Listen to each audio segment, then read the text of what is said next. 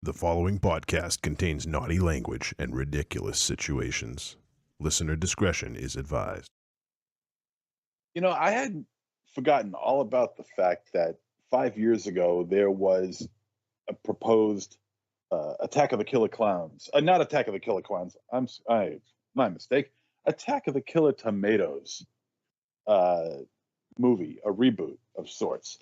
And then suddenly that just went away. Well, apparently it turns out that now we're not getting a movie, but we're getting something almost as good. And that is Attack of the Killer Tomato perfume and candles.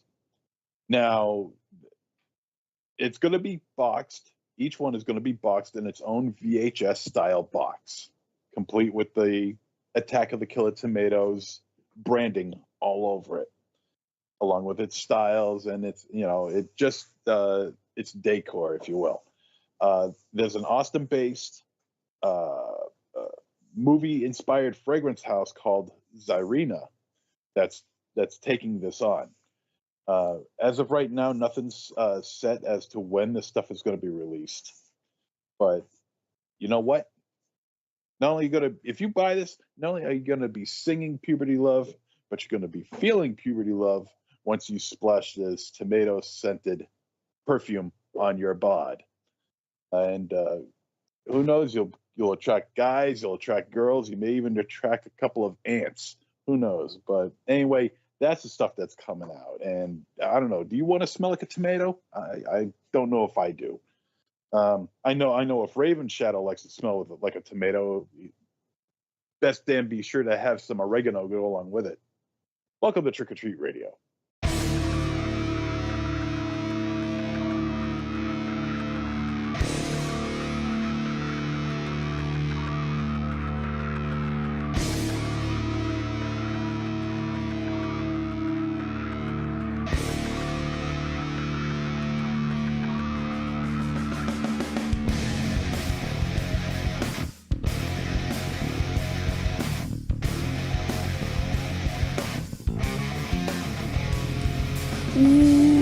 Welcome to episode 605 of Trick or Treat Radio.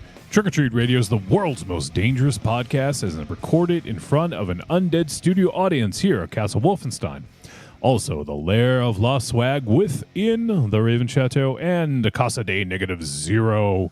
We are live. It is Thursday, February 29th. That means it is motherfucking Leap Day. Raven Chow, are you wearing your... Oh, go ahead, MZ, yeah? I was just going to say, this is a rare moment in Trick or Treat Radio history. This is our first show in which we've ever done on a February 29th, and our next February 29th episode on a Thursday won't be until 2052. So... yeah, we'll still be doing it then. Yeah, you know what? Yeah, I'll be 81 by then. You think I'm still going to be doing this shit? Yes. Raven Shadow, are you wearing your Batroc the Leaper outfit today? Oh, I do love Batroc the Leaper so much. Well, he's the official mascot of Leap Year, right? He is. He should be. Now. He should be, yeah. Why not, right? Are there any other people that have Leap in their name that you can think of? Leap and Lenny Poffo. Good call. Yeah, I mean... You can't argue that. I know, why do I question you sometimes? Like, other times, yes, it's fine to question you, but that's pretty good. That's pretty good, eh? Oh, that's pretty good. What are some other... Okay, so what are some other mascots for Leap Year? Anyone else got something? A mascot for Leap Year? Yeah. I feel like with leaping in the title. Like yeah, I mean... Like, yeah. Or, maybe someone who blacks out for 4 years. Raven Shadow, that's you. Raven Shadow blacks out for 4 years. Have you forgotten, 4 years at a time? Ever, Raven Shadow? I've definitely forgotten 4 days at a time. Oh, okay. Well, that's not the same. Yeah. But it's totally believable. Yes. Yeah. 4 score. Definitely 4 hours. 4 score and 4 leap years ago. Yeah. Actually, no. Like, I've been talking a lot about Pirates of Penzance fucking today, but that was a play, right? The pirate play. Speaking of pirates in the fucking pre-show talk, but that was a pirate movie. Gilbert and Sullivan. Yeah, Gilbert Grape. Yeah. Yes, Gilbert Godfrey. Yes. Gilbert Grape Godfrey. Gilbert. Yes. Godfrey and Sullivan. Yes. But that movie starred the great Rex Smith as the boy that was like 6 when he was like 25 because of the fucking leap year gimmick. But he was also TV Street Hawk, and then later on, TV's first Matt Murdock, aka Daredevil, in the Trial of the Incredible Hulk TV show. What do you think of that? That's pretty good. Yeah, it's pretty good. Pretty good, eh?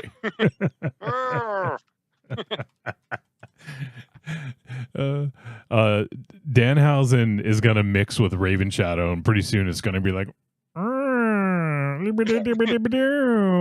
pretty cool, eh? Oh, Ravenhausen. Oh. Promos are pretty good. Jesus Christ. All right. So on this week's show, we're going to be talking about Poor Things. No, not our wallets or not us. We're talking about the movie Poor Things, and it is the Poor Thing. the latest film from. I think it's safe to call him this. I don't know if you guys will agree. Maybe we'll talk about it during the film discussion. But I would say visionary filmmaker Yorgos Lanthimos. I think that's safe to say, whether you like it or not. He's pretty visionary. Sure. So yeah, I'm excited to talk about it. We'll talk about Poor Things in just a little bit. But it's rare on Trick or Treat Radio that we discuss a Oscar-nominated picture, but it has happened. We did Everything Everywhere All at Once, ended up being our #1 film that year that it won the Oscar for Best Film. There's another one, too. I can't remember what it was. Oh, we did it before them. The fucking Parasite.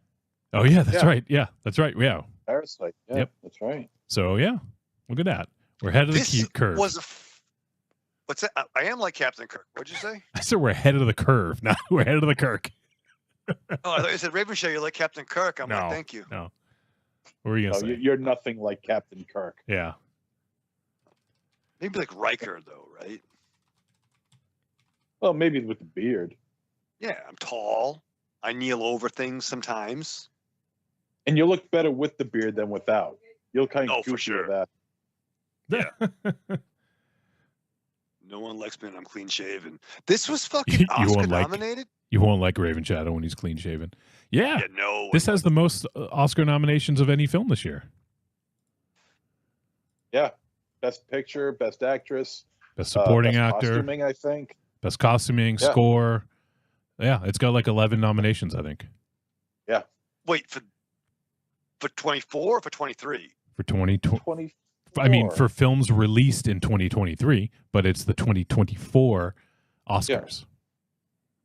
Wait, now I'm sorry. Dude. So the Oscars are taking place in a couple weeks. And it takes place in what year, Raven Shadow? If it's happening in a couple weeks, what year is that? This one. Yes, what year is that?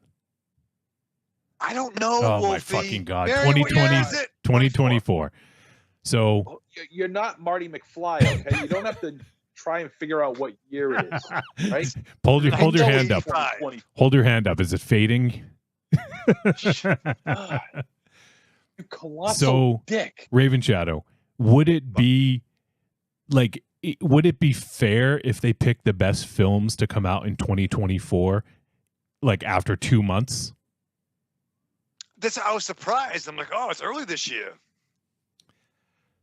They always happen in February, March. March is Oscar. It used to be February, but it was February or March that's happened.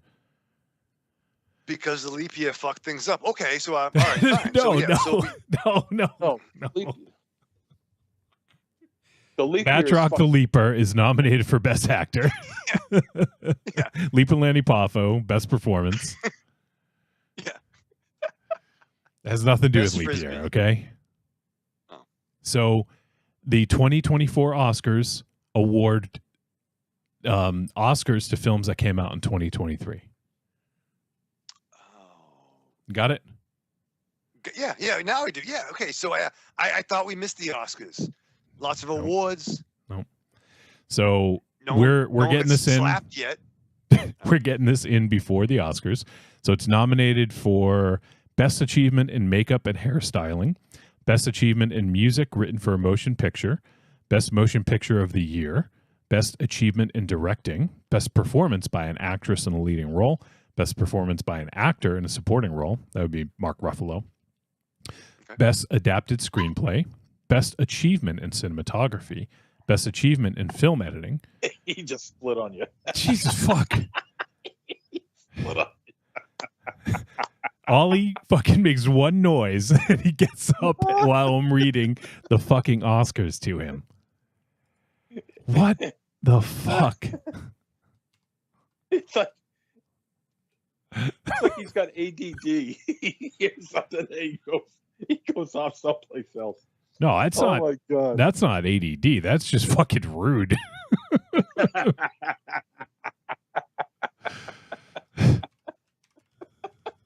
He just Jesus. stood up and fucked you. I could be telling him my like fucking like life story. I'm like deep. I'm telling him something so important, and he would just fucking walk away. He would. He would, man. Wait, when he comes back, I'm gonna pretend. I'm gonna pretend that I'm pouring my heart out or something. All right. Yeah, yeah. Jesus Christ! What a fucking. I'll just pause there on the nominations. I'll wait till he comes fucking back. No. All right, fine. If you So, can't- best achievement in film editing, best achievement in production design, and best achievement in costume design. So, 11 total. Yeah, that's the most of any film this year, or last year, I guess technically. And then my father told me that he didn't love me anymore. And then, Raven Show. Wait, did you just get back? I was Wait, just what? spilling my fucking like guts to you, and you left. What the No, fuck? baby, I was just. no, you're better. What did I? I'm with you, man. You're better than that. I love you. What did I say? Oh, Raven Shadow. Holy shit! I was pouring my fucking heart out to you, and you walked away. I didn't walk away. Did you? What did I say then? You're paraphrasing the past. Oh. Raven Shadow, you could fuck up a one-man funeral. You know that? You can fuck up a one-man anything. Yeah. One-man masturbatory session. I don't know. Like I have. today, actually. Today, yeah. Holy shit. Oh. So, anyways, I went through the rest of the nominations, and you don't get to hear them, Raven Shadow. So, There's Fuck a you, lot. all right? I heard a couple. I mean, how many more do you need? Okay, Couple name out of name 11. name two of them. The best fucking dress, The best dress. the best music, the best score, the best fish lens effects. The best music and the best score. Yeah. The best choice of musical instruments, the best music, the best score, the best sounds stuff, the soundscapes and the fucking and the shit and the hearing and the Foley and the stuff like that. Blah, blah, blah, blah, blah. With the words and the music. Oh. What are you gonna do? Oh, shut up. All right, so it's nominated for a lot of shit, Raven Shadow, okay? Did you not think this was an Oscar nominated movie when you watched it? We're gonna fucking get there. I didn't know what I was. I have stories about this fucking movie. I I can't want wait. to fucking talk All about it. right. Well, let's try to wrap things up quick then. So I gotta ask, because we did talk about this a little bit in our chat, but I would say at least Raven Shadow and I actually don't even know. MZ, have you seen The Crow? No. Yeah, okay, that's what I thought. That's fucking crazy. Dude, I don't want to hear it out of you, okay? You haven't even watched The Sandlot. So What have I done? Listen, the what have I Crow done? was. I've watched Raiders of the Lost Ark and I've watched The Lost Boys, 2 movies that I have never seen in Okay. the 30 plus years that they've been out. And I've never seen them until I was basically cornered to do so, and I did. You, on the other, and now you're bitching to me that I haven't seen The Crow. You, on the other hand, Mr. Baseball fan, has yet to even see The Sandlot. I like Major League Baseball. There's no fucking Major League Baseball in that. It's a bunch of kids in a sandlot. Who cares? Actually, there is Major League Baseball involved in this one if you watch the movie. So I think that's different. No, it's The not. Crow was a huge pop culture fucking landmark. Who cares? And it starred. And where'd he go? And where did Raven Shadow Who go fucking again? knows? Let's do the show without him. I'm you gotta going to keep disconnect the show. him. It's too bad I don't know. Put like an electrified collar around his neck. That would be fucking awesome. Maybe we could send one to Marion and see if she can come through with. Yes.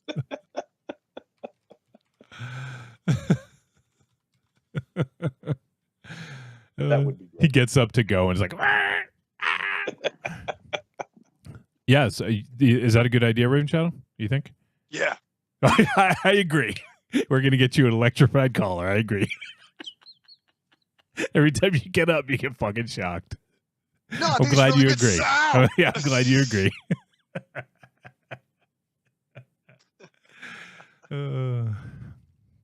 All right, so MZ's never MZ's never seen The Crow, so whatever. He doesn't care.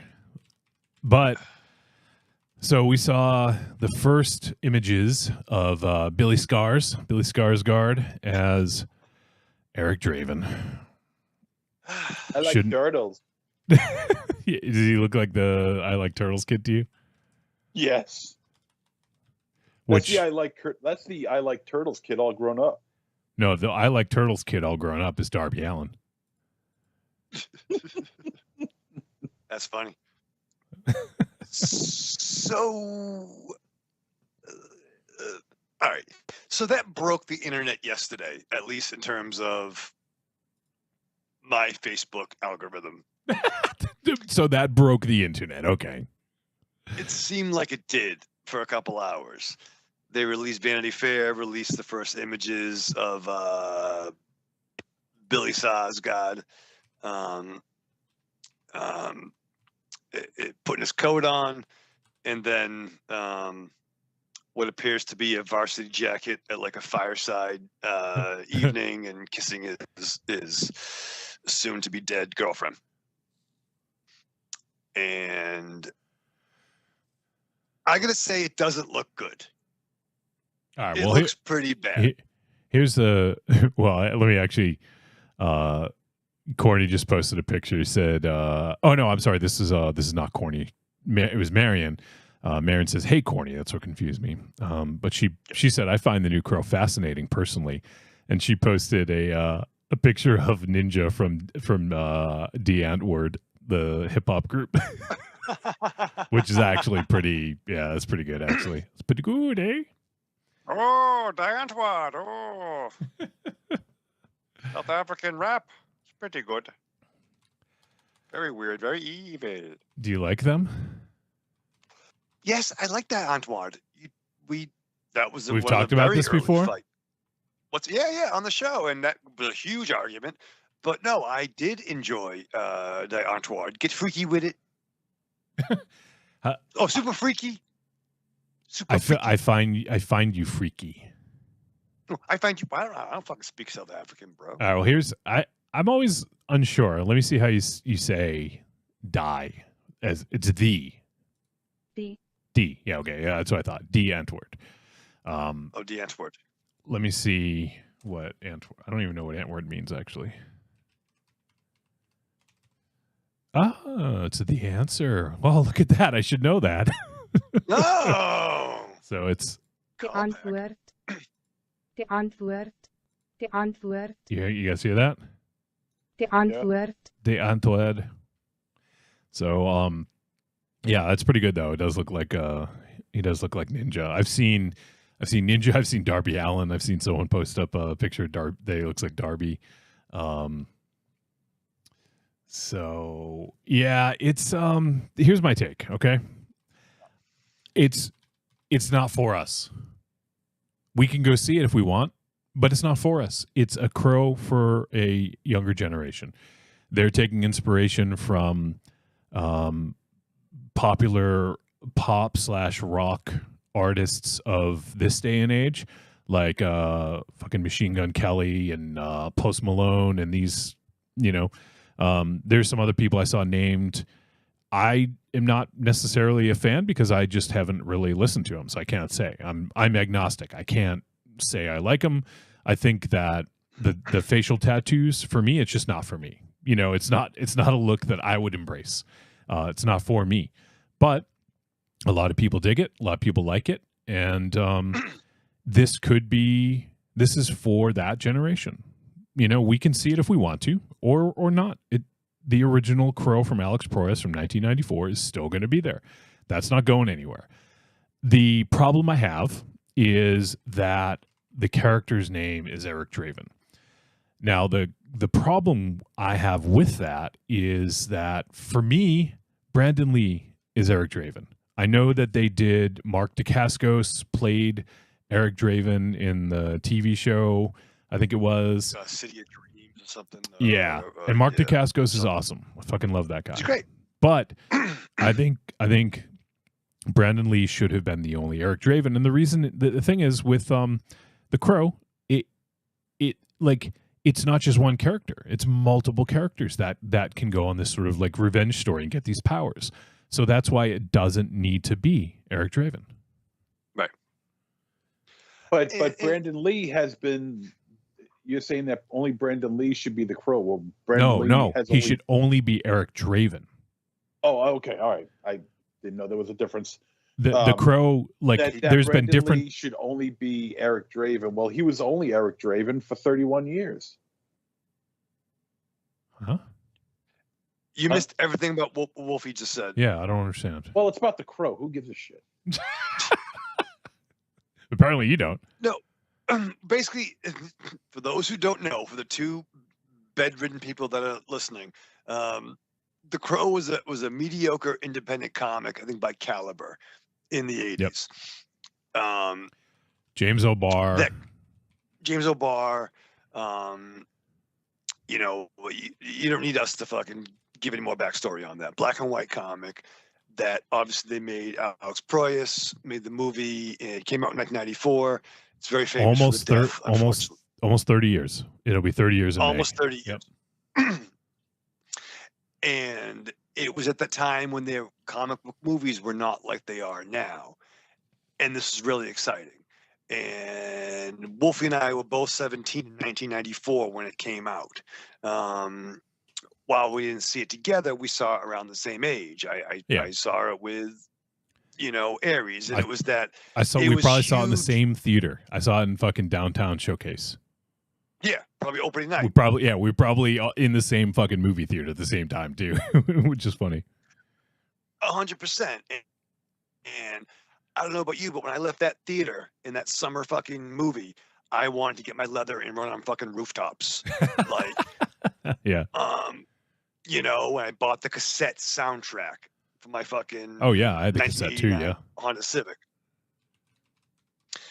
You know what I mean? It was that zeitgeist. Now, Eric Draven as a character was a rock and roller. He wasn't goth rock, like kind of like look, See, here's the thing with the goth thing. Like, I think goth, having been there, I think goth embraced it. But he had, fairly long hair, leather trench coat. Yeah. I had that in fucking when I was 17 too. Yeah. When I was 15. I would say it's more the representation, like the actual sort of design of the movie has a more gothic feel to it, I guess, maybe is a better way of putting it. I think that Eric Draven is just kind of a rocker. I think you're right about that. I think that the original James O'Barr creation was more rooted in new wave goth music.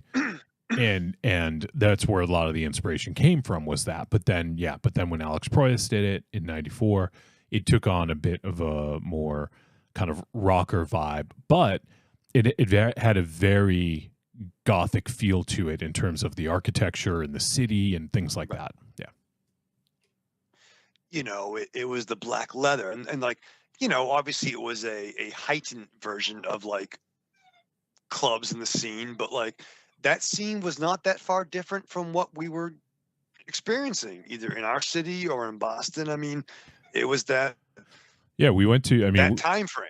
Yeah, that back then, at least MZ and I, probably was a few years later. Probably wasn't in 94, but maybe like 97 MZ. I think, I'm pretty sure we went to Man Ray.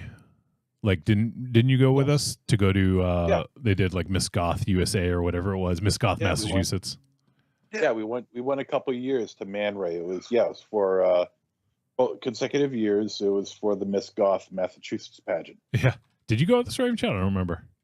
Yeah. I was there that night. Oh, I think it was the one week. Yeah. Because I know MZ and I went 2 years in a row. I didn't remember if you had gone both times or not. But there was one night a bunch of us went. Yeah. And I think someone had to get a certain shirt. I don't know, it was the whole fucking thing. But like, that was. Oh yeah, the world, I remember that. Yeah, remember that. Yeah. And it's fair to say that I was talking to a kid I work with, 25 years old. I asked him about The Crow, and he had no idea about that. And sure, this movie's 30 years later. Oddly enough, The Crow was never really played on cable a lot. Like, it really wasn't in heavy rotation. I remember getting the VHS tape as soon as it was out. Yep. Probably 95, 96. But it was that moment in time. Yeah. The soundtrack. Yeah. It was the right confluence of everything, of the score, the movie, and unfortunately the untimely passing of Brandon Lee.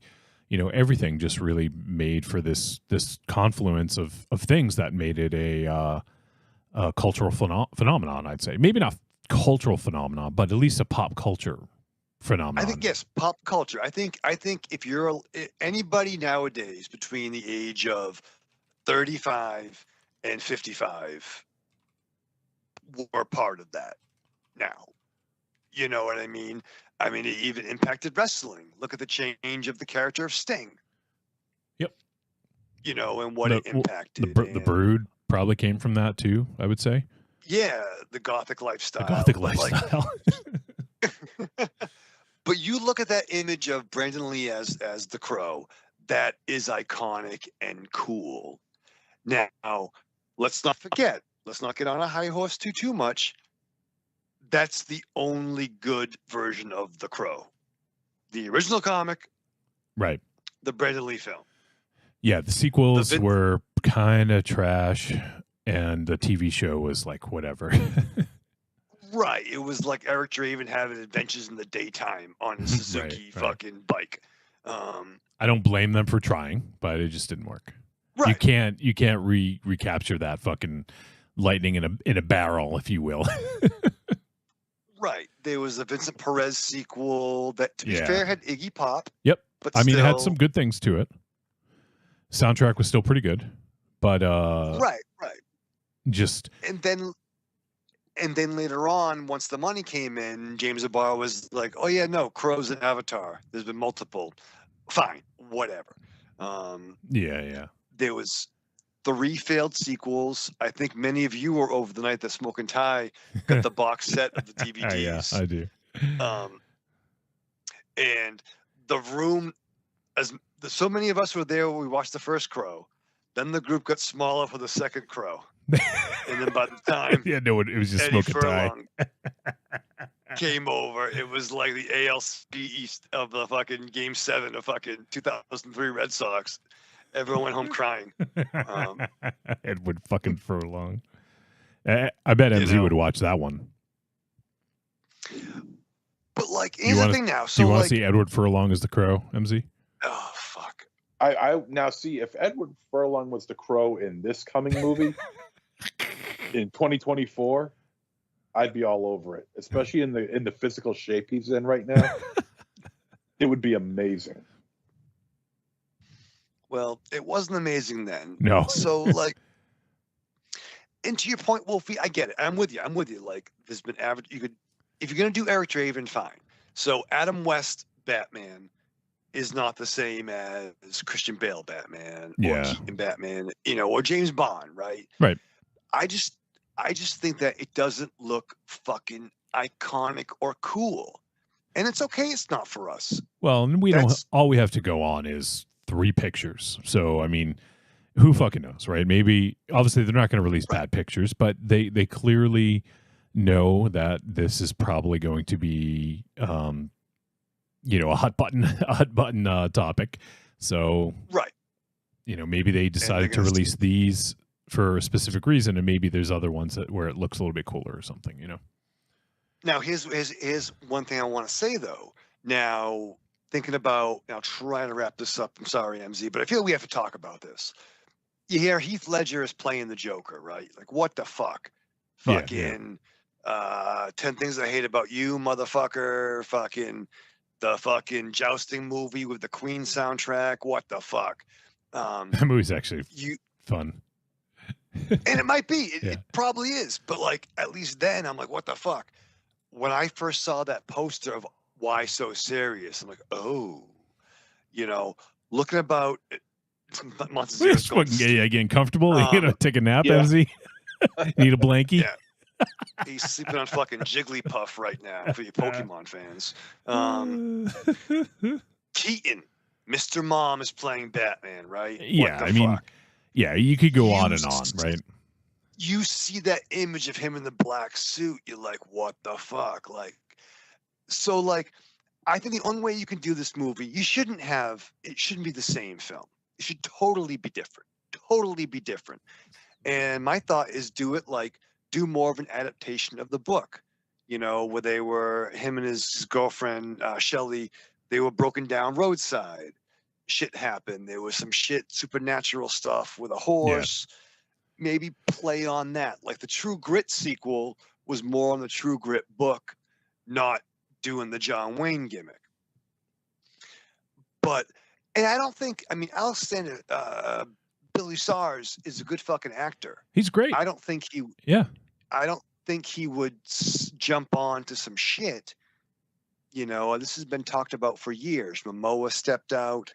I think Momoa would have been fucking awesome, but he would have been a rocker Eric Draven. Like, or Crow. Like, he would have been, like, if they wanted to continue doing what they did in the original to have it be like a rocker. I couldn't see him playing this version. Right.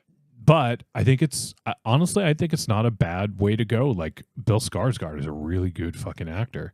I mean, look at the ridicule he got when he played Pennywise. Do you guys remember? Like, he's going to play fucking Pennywise? Like, you can't even live up to Tim Curry. We saw that. Now look, right? Like, what, MZ, I want to get MZ involved in the conversation. What did you think of Bill Skarsgård as Pennywise? I thought it was very effective. Yeah. I think he did a great job. Great. He can contort his face to make the character work. Yep. And in all honesty, Tim Curry is not very good as Pennywise. I never found him to be the slightest bit scary. I never thought of it as being the original It as being all that great.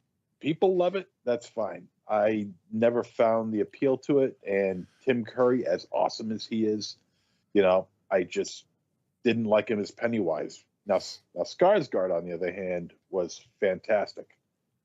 Plus, they actually put fear into this one, so there's actual horror in it. Yeah. And Skarsgård's great. Now, whether or not Skarsgård can pull this off, like you said, we only seen a couple of pictures of what this guy looks like. Now, I don't know. I've only seen the one picture where it looks like he's looking in a mirror or something like that. He's shirtless and he's got the tattoos all over his chest and everything.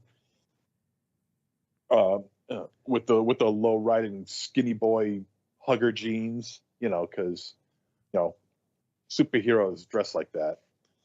And well, he's not a superhero. The Crow's not a superhero. Oh, he's not. Oh, I always thought he. Oh, well, I guess I'll No, just go fuck myself then. You should. He's given supernatural abilities to get back at the ones who wronged him. Basically, Right. it's a Right, limited. so It's a he's limited a thing. superhero. It's a limited thing. No, he's not a superhero. He has He's never called the superpowers. You Crow. can't. He Yeah, has- so he has superpowers. He's been given superpowers. supernatural to fight- abilities to get revenge Supernatural- on people who murdered him. All right, but the word super is still in there. Supernatural. Okay. Supernatural, like that makes any difference. Would you consider the entities in Poltergeist superheroes? No, they're supernatural. Right. Exactly. Thank you. You're making my point. Yes, but yes, exactly. But they're for evil. They're for evil. Well, I mean, Eric Draven. He's- Wait. Okay. Wait. Eric Draven's powers or abilities, I'll use the word, supernatural abilities are for good, and in thwarting that's the bad guy, it's subjective. thereby making him a superhero. It's no, because it's purely subjective. Yes, the people, and I'm only referring to the first movie because that's what I know. They are bad people. Yes, the people who killed him and his wife Shelley, or was it girlfriend or wife? It was wife, I think, right? Girlfriend. They were engaged. Engaged. That's okay. And so he was granted the ability with to get revenge on them. He was dead. So he was brought back to life and given what was a certain amount of time, 24 hours or something. Yeah. It wasn't like it was. He didn't go on adventures or Yeah. stop muggers. Yeah. He killed all the people that brutally killed him And his girlfriend. raped his girlfriend. All right. Yeah. All right, so It'd be like if the chick from Spit on Your Spit on Your Grave Grave, got yeah. some wood nymph powers to kill. Yeah, kill the the people who fox that wronged fucker. her. Yep. Yeah. It's the same. It's the same All thing. she need, look, the thing that I'm not even going to get into that part, but let me. All right, so let me just get something straight here. All right, so this character here is not considered a superhero. Right. Everything that you described he is not considered a superhero. Yet Batman is. Well, because Batman fights crime, and he does. That's all he does. He fights crime, but what he does is that he went up and we're going to go by Batman, the Michael Keaton movie. He went against the people, or at least the main guy, the head guy, the Joker, who killed his parents. Oh boy. Jesus Christ on the cross. And he, because of his wealth, was able to amass an array of weapons and that he can use to fight crime with. Yes, he is a vigilante. He's got his Batmobile. He's got his bat plane. He's got his cute little utility belt, and he can go out and fight the bad guys with that. But first, he went after the Joker because he killed his parents. Well, and MZ. Yeah, and that's just we're gonna go off the go off the rails. Raven Shell's gonna fucking pop a lid right here. No. Hey, at least he's around. It's the Crow's a revenge film. It's that's all it is. It's literally revenge. It's a revenge film. Yep. It's the Crow is a metaphor to bring the dead person back to life, to kill the people that did him wrong. Yep. And his girlfriend wrong. And when it's over, spoiler, it came out 30 fucking years ago, he's dead again. Evil Cordy just said, "Is MZ mansplaining Batman to us?" Yeah. He's bats. So what happened to his parent? He's batsplaining. He batsplaining. Oh man, that's fucking funny. That's the thing is MZ. He's just getting revenge, and then he's done. Like once he has revenge, he's dead again. So, but in the case of Batman, he is saving lives. He's fighting crime. It's a constant thing. He's a vigilante, and he protects Gotham City. He is the Gotham's protector, like literally, and he does it. Yes, because it initially started with revenge, not against the Joker, at least according to the comic. But that's the difference, is that his career and his life is fighting crime, whereas in The Crow, he was brought back to life to get revenge, and then he goes back to the grave. That's it. Then he can rest. Okay. Yeah. So it's just he gets revenge, and that's it. And that's why Raven Shadow saying it's kind of like I spit in your grave is not too far from the truth, because it's just a revenge story.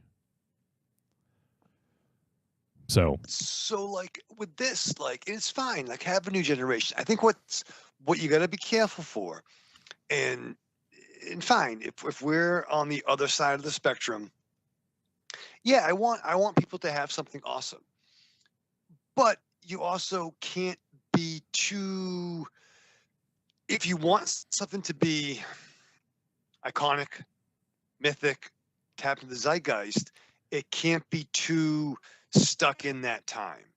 Like I agree. Yeah. Like you know what I mean? Like real quick like, with the Teen Titan analogy, like the 60s Teen Titans were all groovy and like this and that.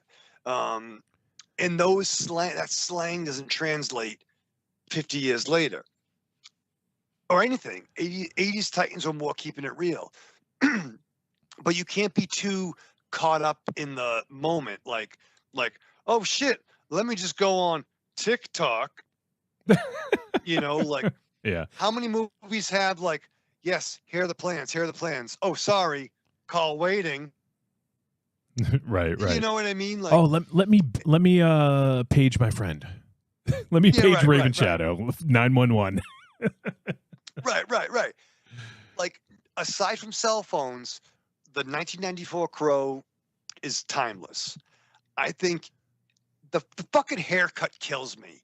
It's kind of like, all right, listen, you go to a barber, like, listen, I want really shitty short hair, but at the same time, I want really shitty long hair. I want a mullet and a shit like haircut all in one. Yeah. It's a widow's. Give me $10. He's got a widow's. I got How could you have a balding Eric Craven? Eric Craven. Whatever the hell his name. Oh shit. It's like Adam Copeland has that hair, and it fucking kills me because the dude had great fucking hair for so long. Well, his actually looks better. Adam Copeland's. It looks better than like this. Fucked up hockey hair. Like, what the fuck? And I think it's the nipple tattoo. It's the eye nipple tat that kills me. Yeah, I don't care about that. That's the thing. It's just not for us. I'll still see it because I'm curious, and I love the original film from 1994. So I'm curious what they're going to do with it. I also love Bill Skarsgård. And did you guys happen to see the Boy Kills World trailer by any chance? No. I shared it in our chat. So all right, thanks for checking it out. Oh, that was good. Anyways, it's Bill Skarsgård. He plays the lead character. He's a mute, and he has an inner dialogue, and it's done by like one of the guys who does Archer, I think, like the show Archer. You know? Oh, is it Archer, the guy from Worcester? Let me look up his name. I forget his name. H. John Benjamin is the H. John Benjamin. Yeah, he's from Worcester. He's from Worcester. He's from Worcester. Yeah, so that is the guy who does Archer. Yeah, okay. Yeah, he does the voice. So he does the voiceover, and Bill Skarsgård plays the character, and it looks fucking hilarious. It looks looks like a really good action movie with like some comedy. Yeah, it looks fun. So I think he's great. I mean, I still haven't seen John Wick 4, which I just need to put aside 3 hours. That's really the only stumbling block. It's fucking exhausting. You saw Part 4? Yeah. Wow. You saw it before me. I'm impressed, Raven Shadow. I did. Did you sat through all 3 hours? Oh, yeah, Samurai. I went out for a butt a couple of times. And the boys were like, wants to pause it? I'm like, no, I get it. He runs around and fucking kills people. I'll fucking catch up. Jesus. Like, I'll fucking figure it out. It's exhausting. I didn't know H. John Benjamin was from Worcester. That's funny. Oh, yeah, but he's Dr. Katz's son. Oh, shit. Yeah. Yeah, he's Bob And he's Bob Belcher in Bob's Burgers. I've never seen Yeah. Bob's Burgers, so I don't know. No? Oh, No. Bob's Burgers is so funny, dude.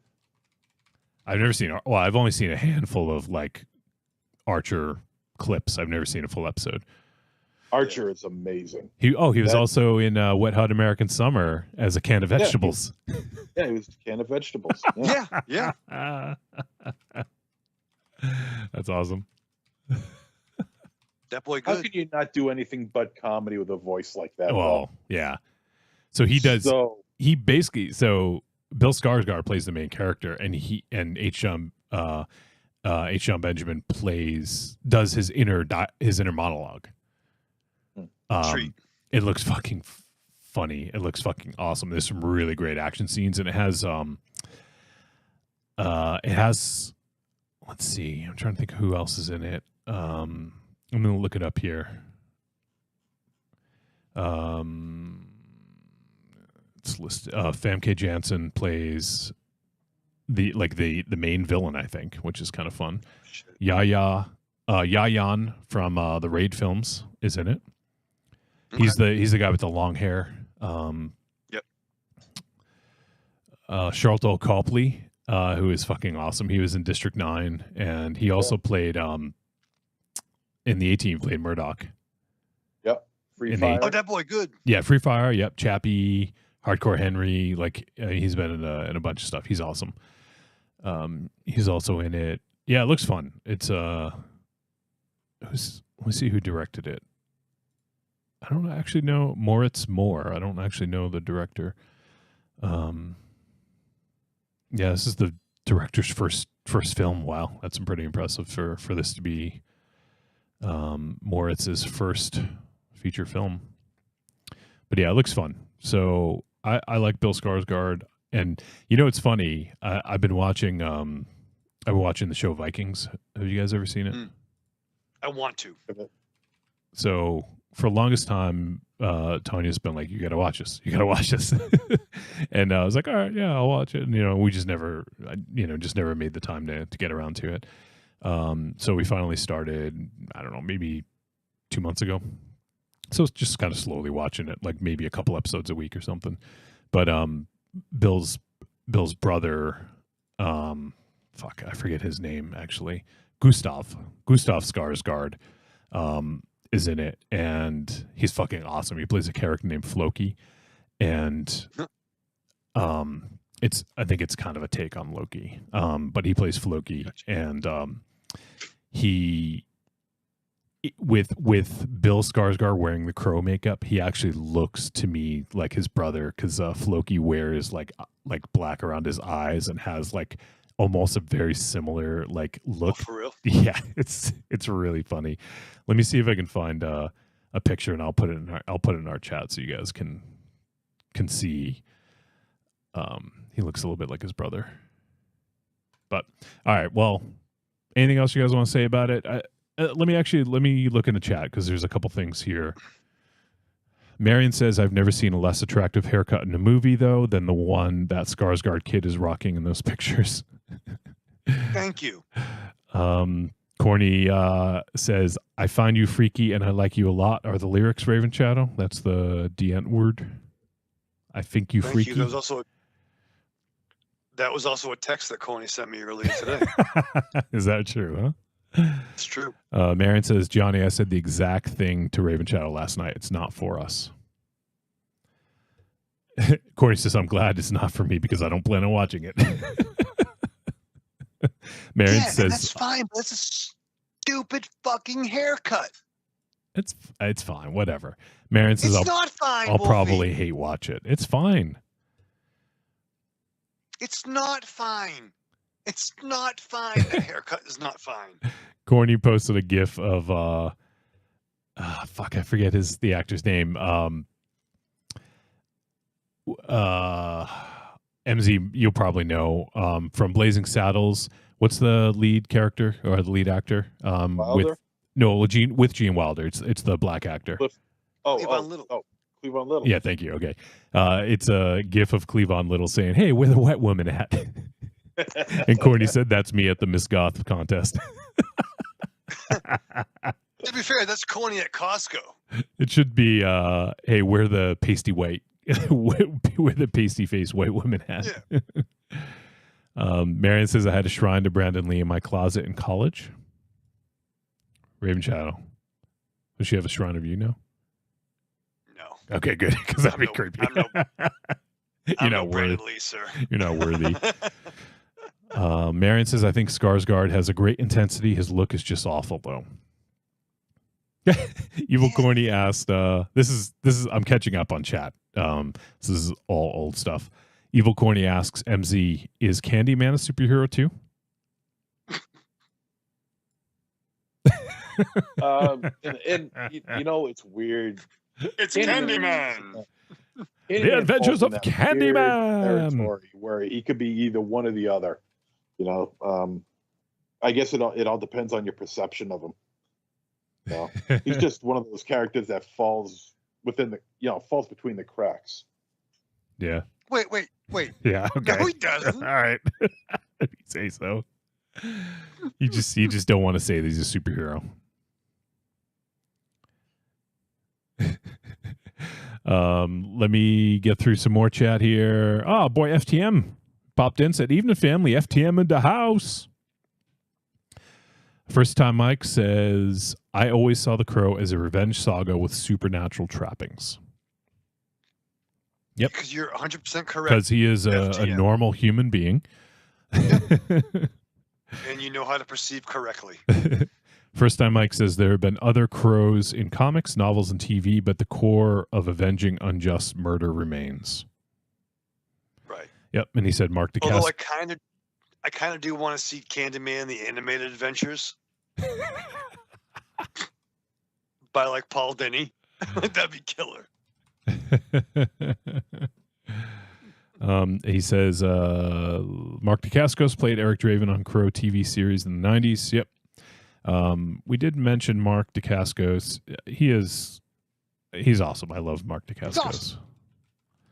Awesome. Mark DeCascos also, funny enough, was in Iron Chef. He was what was the name of that character, MZ? The chairman. The chairman. Yeah, thank you. The one who bit the pepper at the beginning. Oh, Kaga. No, in the American Iron Chef, that was Mark DeCascos. Oh. Because I think he's related to the chairman from the Japanese one or something like that. Yeah. Or they said he was. I don't know if he actually was. Yeah, I don't know if he is or not, but yeah. Let's see. All right. I think it's caught up on the chat. We just got a voice message, so that's cool. I'll get that ready for later. And all right. Anything else you guys want to talk about? I want to get to the movie. Yeah, let's get to the movie. All right. Yeah. So it's leap year. Yeah, so that means it's the 29th of February. That means we need to figure out our next Patreon show. And maybe not this week. I have a lot going on this weekend, so maybe next weekend. We'll talk about it off air. But we will be recording a new Patreon exclusive episode soon, so you guys can look forward to that. If you're not already supporters, you can hop on over to Patreon, patreon.trickortreatradio.com, and you can go ahead and join for as little as $2 a month, and it goes up from there. If you want to get in the highest tier, you can get your own Patreon takeover, which we will be resuming in March. So get in line right now. We got 2 spots open, and looking forward to getting everyone involved and getting through all of our Patreon takeovers and seeing what folks pick for movies. It's always fun to do. So yes, if you do get a takeover, you get to pick 2 films for us to discuss, and you get to come on the show and join us for the discussion if you so wish. Otherwise, you can just program it, and we'll do our best to give you a good show. And actually, in times past, also you have the option of choosing a guest in your stead if you wish. So we've had that before, where our buddy John wasn't able to make it, and he is friends with El Goro, and he asked El Goro to stand in for him. So Goro tagged in. So yeah, that's always an option available to people as well. If you would prefer, we can always try to get a guest. Can't make any guarantees, but yeah. So give it a look. Patreon.trickortreatradio.com. Also, head on over to trickortreatradio.com, scroll down, look for the Amazon logo, click it, brings you to Amazon, inputs our affiliate link. Everything you purchase in that session gets attributed to us. It doesn't cost them any extra, Michael Raven Shadow. But it's another way to help keep the lights on. There you go. And the final way is to head to trickortreatradio.com, click on store. It's going to bring you to the digital store. You can go ahead and purchase the greatest hits of Trick or Treat Radio Volumes 1 through 3. I'm not going to give the whole spiel because I want to get a move on. There you go. All right, Raven Shadow. It sounds like you had some stories this week. So what do you do to prepare to watch the movie Poor Things? Oh, man. Considering all that bar talk we talked about last week, this past Sunday was February 24th or 5th. I'm not too sure. But however, broke down. I think it was Twin Peaks Day. 5th. Oh. 25th. Something better than day after. What? Go. What are you doing? I'm just correcting you, telling you the date. No. But something I don't watch Twin Peaks, but there was a fucking Twin Peaks related event at a local bar called Vincent's that we went to that had donuts and coffee and apple pie and key lime pie and shit like that. So I went to Vincent's. You guys know that bar, but it was cool. I went there with Marion, and we walk in, and as we were walking in, there was a dude playing acoustic guitar that actually was doing the fucking theme from the Duke Boys. So like to walk into like a bar, just a good old boy. It's like your theme song. Well, I mean, like I'm not a big fan of country or Western. But country Western together, both kinds of music. It's like an Uncrustable. But Duke Boys never meant no harm, aside from some problematic imagery. But they were good brothers, so that was fun. And then this movie's fucked up. We're gonna watch a lot of weird shit, man, and I get excited for that. So you better believe I strapped on. Greetings! We are the Retro Reductopus Cephala Podcast, the bi-weekly show that celebrates all the things that made growing up awesome. He's right. We wax philosophic about lots of geeky crap like old video games and movies, toys, cartoons. I don't know, help me out here. Music, pants, quoting video games that don't have dialogues, shabibans, tasty news, unnecessarily long Japanese onomatopoeia, butt breathers, uncomfortable nature facts, or how to install a thermoflange. And unlike all those other podcasts, we at Retro Reductopus have an exciting rotating host schedule. Do we? We sure do. So, if you didn't like the guy flapping his gums this week, like me, worry not, gentle listener. Next week, we'll have a whole new host. Of problems. Hey, they might still suck, but they'll suck differently. And you know what's really cool? Retro Reductopus is part of the Inebriard Podcast Network, with new episodes out every Tentacle Tuesday. Which is like every other Tuesday. We named it. Anyways, you can listen to us at iTunes, Google Play, Spotify, Thank Stitcher, you guys for having me on. It's a .com. blast. You guys are awesome. Thank you so much. And, Trick or Treat Radio, man. That's where it's at. That's the new Fangoria Radio is Trick or Treat Radio. Don't say that. Like, you really put us under. It's like swearing in church, huh? You just jinxed us. Yeah. you put a lot on our shoulders just now. Well, we can strive for you greatness. You guys are awesome. You really are. You got a great show. You go through your week with the same old routine. What you really want is some blood and thunder in your life. Well, friend, you found it. The Cromcast is an adventurous journey through the history of two-fisted pulp stories. With your hosts, John, Josh, and Luke. We have action, horror, and adventure, all through the lens of pulp luminary Robert E. Howard. Don't just stay in your ordinary life.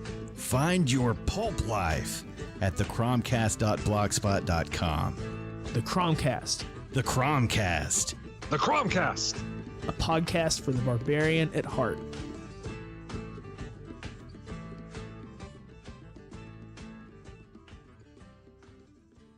Hey, you matzo heads. This is Larry Fine, and you're listening to Trick or Treat Radio.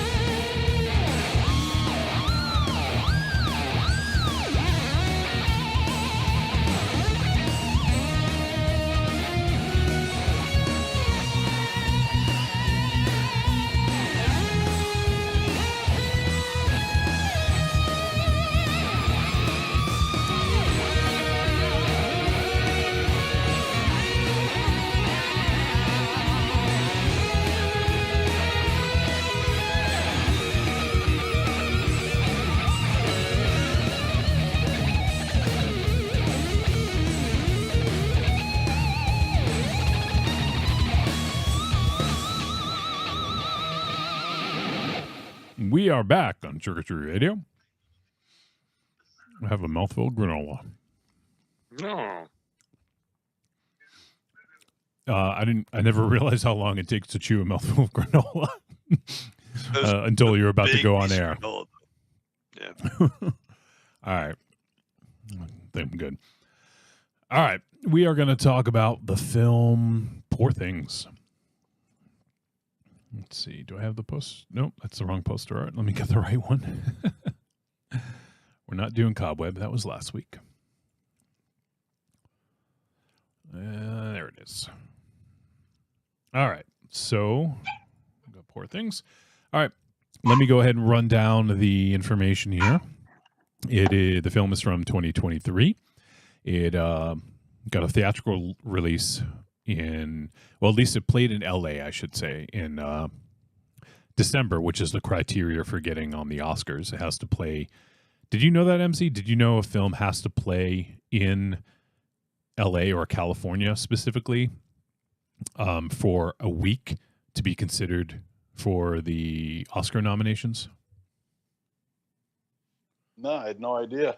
Yeah, so I looked it up because I was curious. It has to play for a week, at least a week, a theatrical run for at least 1 week in, I can't remember if it's California specifically or the LA area, or else it can't be considered for Oscar nomination. That's bizarre. Yeah, I agree. So anyways, this did get a limited release in 2023, but it got an official release in 2024. And it is listed as a comedy, drama, romance. I do feel this is difficult to categorize, but that works, I think. And the film is... I've seen science fiction I have thrown around too. in there too. Yeah, I have. And Go ahead. Yeah, I was going to say I would buy into the science fiction angle that they got in here as well. Yeah, there's even, I mean, I would definitely say this has some elements of horror too. I wouldn't call it a horror film, but it's got some elements. Yeah, I'll be talking about that. Okay, cool. All right, and it was directed by Yorgos Lanthimos, written by Tony McNamara, it's based on a novel from Alistair Gray. And the film stars Emma Stone, Mark Ruffalo, Willem Dafoe, Rami Youssef, Vicky Pepperdine. Let me see here.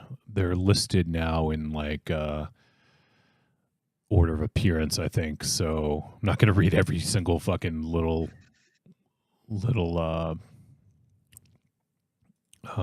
role. Let me see here. Susie Bemba, Jared Carmichael, Catherine Hunter, and there was one other I wanted to read. I forget the character's name now.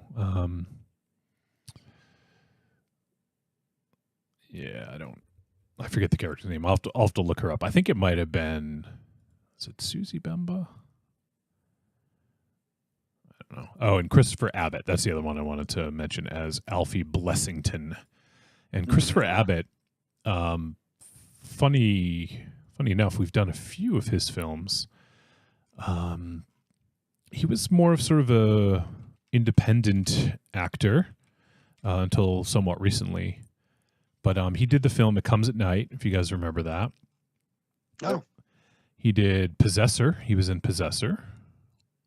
And the other one we did, what was it called? Piercing. Do you guys remember that one? Seems like there was some silence. Snow piercing. No, just Piercing. It sounds familiar. It was directed by Nicholas Pesky, and it says a man kisses his wife and baby goodbye and seemingly heads away on business with a plan to check into a hotel, call an escort service, and kill an unsuspecting prostitute. Oh, so a day in the life of. That it was a really cool movie. It had some. Oh, I remember that. Had some tension. Yeah, it was a very cool movie. It felt like kind of like an old style, almost noir thriller at times. But anyways, yeah. So Christopher Abbott was also in that. So we've done several of his films. And speaking of doing several films, this is surprisingly only the second film that we've discussed from director Yorgos Lanthimos. He did make a big impression, though, with his film The Killing of a Sacred Deer, which we did way back in 2018, so 6 years ago. It's crazy.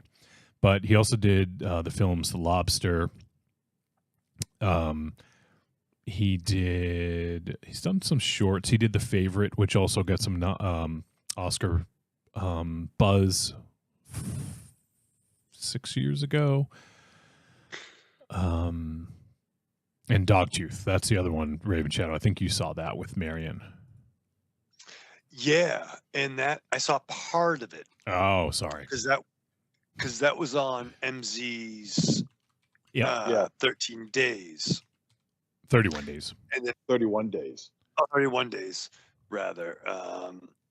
And Marion was watching us here. It was really fucked up. Yep. And I hope she's still in the chat so she could tell her story about seeing this in theaters. Part of it, at least. Oh boy, that's never a good thing to hear. It was not her decision. Oh, that's kind of what I figured. Yeah, I figured either something broke or someone shit themselves, or that's what happens these days, I guess. Or someone walked in with an Eric Draven haircut. yeah, modern day Eric Draven haircut. Modern day, yeah. No, but modern day warrior Eric Draven. And her friend just had a hard time during it. So all I know going into this, so I guess I'm doing my first impression early, is that this is a fucking weird movie. That's fair. The synopsis: the incredible tale about the fantastical evolution of Bella Baxter, a young woman brought back to life by the brilliant and unorthodox scientist God, or Dr. Godwin Baxter. Yep. There is no other actor better suited for this role than Willem Dafoe. Right? He was fucking perfect for this, and I love. He is a treasure. It's going to be a very sad day when we live in a world without a Willem Dafoe. This dude that has done so many different fucking roles. The man is a legend. He is. The man is an hashtag legend. Yeah. Yeah. Absolute legend. Dude played fucking Jesus Christ. Dude, I don't remember the name of the character, but in the fucking Lighthouse, that character was spell your beans. That fucking character. I mean, fucking Nosferatu, fucking Norman Osborn, Green Goblin, Boondock Saints. Oh, of course you're gonna name that. Jesus fucking Christ! Out of all his movies, Boondock Saints, that's like the fifth one that gets named. Yeah, Antichrist. He's just an incredible actor. What a gifted, skilled man this guy is. Yeah, he's a gem. Unbelievable. Oh, and I forgot he was actually in The Northman we did recently. Jaime the Fool. He was great in that small little bit part. He was also in Nightmare Alley, a smaller part as well as Clem Hotley. He was Vulko in Aquaman. Well, yeah, and Zack Snyder's Justice League. Yeah.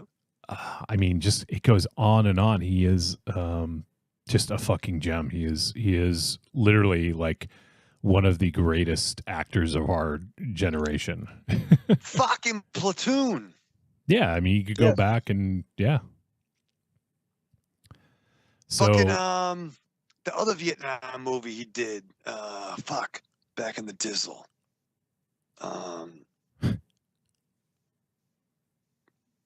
He's dope, man. I mean, the only other actor I could think of that could possibly rival with Willem Dafoe is Gary Oldman. Because I think Gary Oldman would have been a great choice too. And I love Gary Oldman, don't get me wrong, but I feel like he can't do the quirky as well as Willem Dafoe does. Or not saying he can't. He just Willem Dafoe just fucking owns that, you know? Well, he's got that incredible face.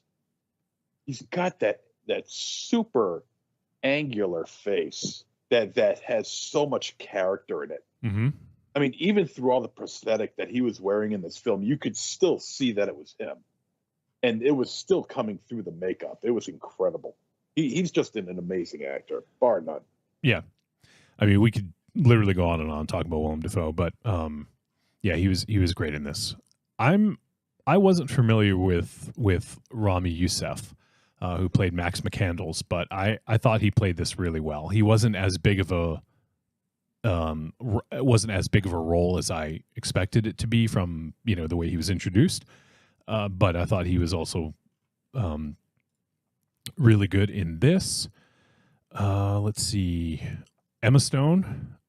I have to admit, I haven't seen too many films with Emma Stone in it. I know she was in La La Land, and I know she was nominated. I can't remember if she won. She won. She won. Okay, so she won Best Actress in La La Land. But actually, Cruella. I think that's one of the only other films I've seen that she's been in. I just haven't seen she was her. in Zombieland. Yeah. I forget about that, actually. Yeah. She was... Easy A. I think of her as a legit actress now. That's why I... Not that those aren't legit, but you know what I mean, like Oscar-worthy. But to be fair, she was in a lot of movies that callback weren't for us, but for us, she was in The Amazing Spider-Man. She was Gwen Stacy. She was in Zombieland. How did I forget that she was in? Yeah, I forgot she was Gwen Stacy. Actually, that's so funny. And can I shoot for a minute? Shoot from the hip? Yeah. Yeah. Go for it. I know what you're gonna say, Wolfie. I fucking know what you're gonna say. Okay. I did not know this was Emma Stone until the end credits. What am I going to say? Legit shoot. What am I going to say? You're going to say, I fucking said last week. Fucking. No, but we'll see. But see, don't look at it as forgetting what Wolfie said. I don't even remember what I said. So instead, look at it as a performance. You know, I mean, we haven't gotten to talk about the film yet, but let's look on you know, to your benefit, Raven Shadow, that maybe she just put in a performance that was so strong that you forgot that it was Emma Stone. I did not see Emma Stone at all in this. And one point, I'm even like, in my head, I'm like, who is this actress that's fucking fearless? Like, she actually had a little bit of a Karen Allen gimmick going on that you know what I mean? Yeah, like, legit. Yeah, I want to talk about that too. About all right. Let's about Emma Stone. Okay, so let's I got the synopsis. I think we're good. I think we're good here. So let's dive in with first impressions. It sounds like you guys got a lot to say. Do one of you guys want to go first, or do you want me just to do my thing and then you guys can? Well, well, first of all, I mean, I never seen La La Land. Okay, so I can't speak. Yeah, I haven't either. Yeah, on how good of an actress Emma Stone is. As far as I'm concerned, she was just this actress who does these popcorn films and fun films and things like that. So when you're an actress or an actor and you appear in these films for the most part of your career, you know, you're just kind of seen as, you know, just another performer, you know. And so I feel that this movie, even though Willem Dafoe and Mark Ruffalo have a copious amount of time in this film, the entire film absolutely definitely rests on Emma Stone. No doubt. Without question. Without her performance, who knows what could happen to this movie. There's a lot of, I don't want to say borrowing, but what's the word I'm looking for? Homages. Homages, inspiration. Yeah. Inspirations. That's a good word. There's a lot of Tribute. inspirations in this film from a lot of things, and mostly it's horror. Now, this isn't a horror film, but there are so much inspiration from horror. It is, I mean, and I'm probably just grazing the surface because I have a list here, and it's like I have to have it in front of me, so otherwise I forget it.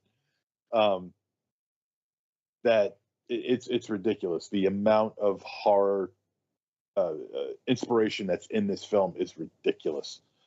But I've always admired Emma Stone as far as her appearance is concerned. I've always said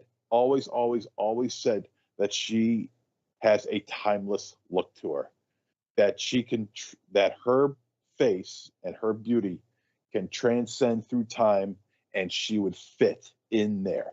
Not too many people can say that. You know, anybody could put Tom Cruise in like Tom Cruise. 1700s with Interview with a Vampire, and it's like, okay, here's a decent looking guy. You know, it's Tom Cruise in the 1700s or whatever. Emma Stone is a rare person whose face can fit any time, at any point. And so because of that, she fits perfectly in this film. And she fits perfectly in this role. I forgot all about Killing of a Sacred Deer. I remember it being good. And then I looked it up, and it's like, oh, it's my number 10 from 2018. Yeah, it was like my number we 2, all I think. know about the hand job part. Jeez, that's all he can remember. That's all he cares about is hand jobs. Hand jobs. Where Joe's got hand jobs on the brain. Yeah, right? Especially from Nicole Kidman. Jesus. NKHJ.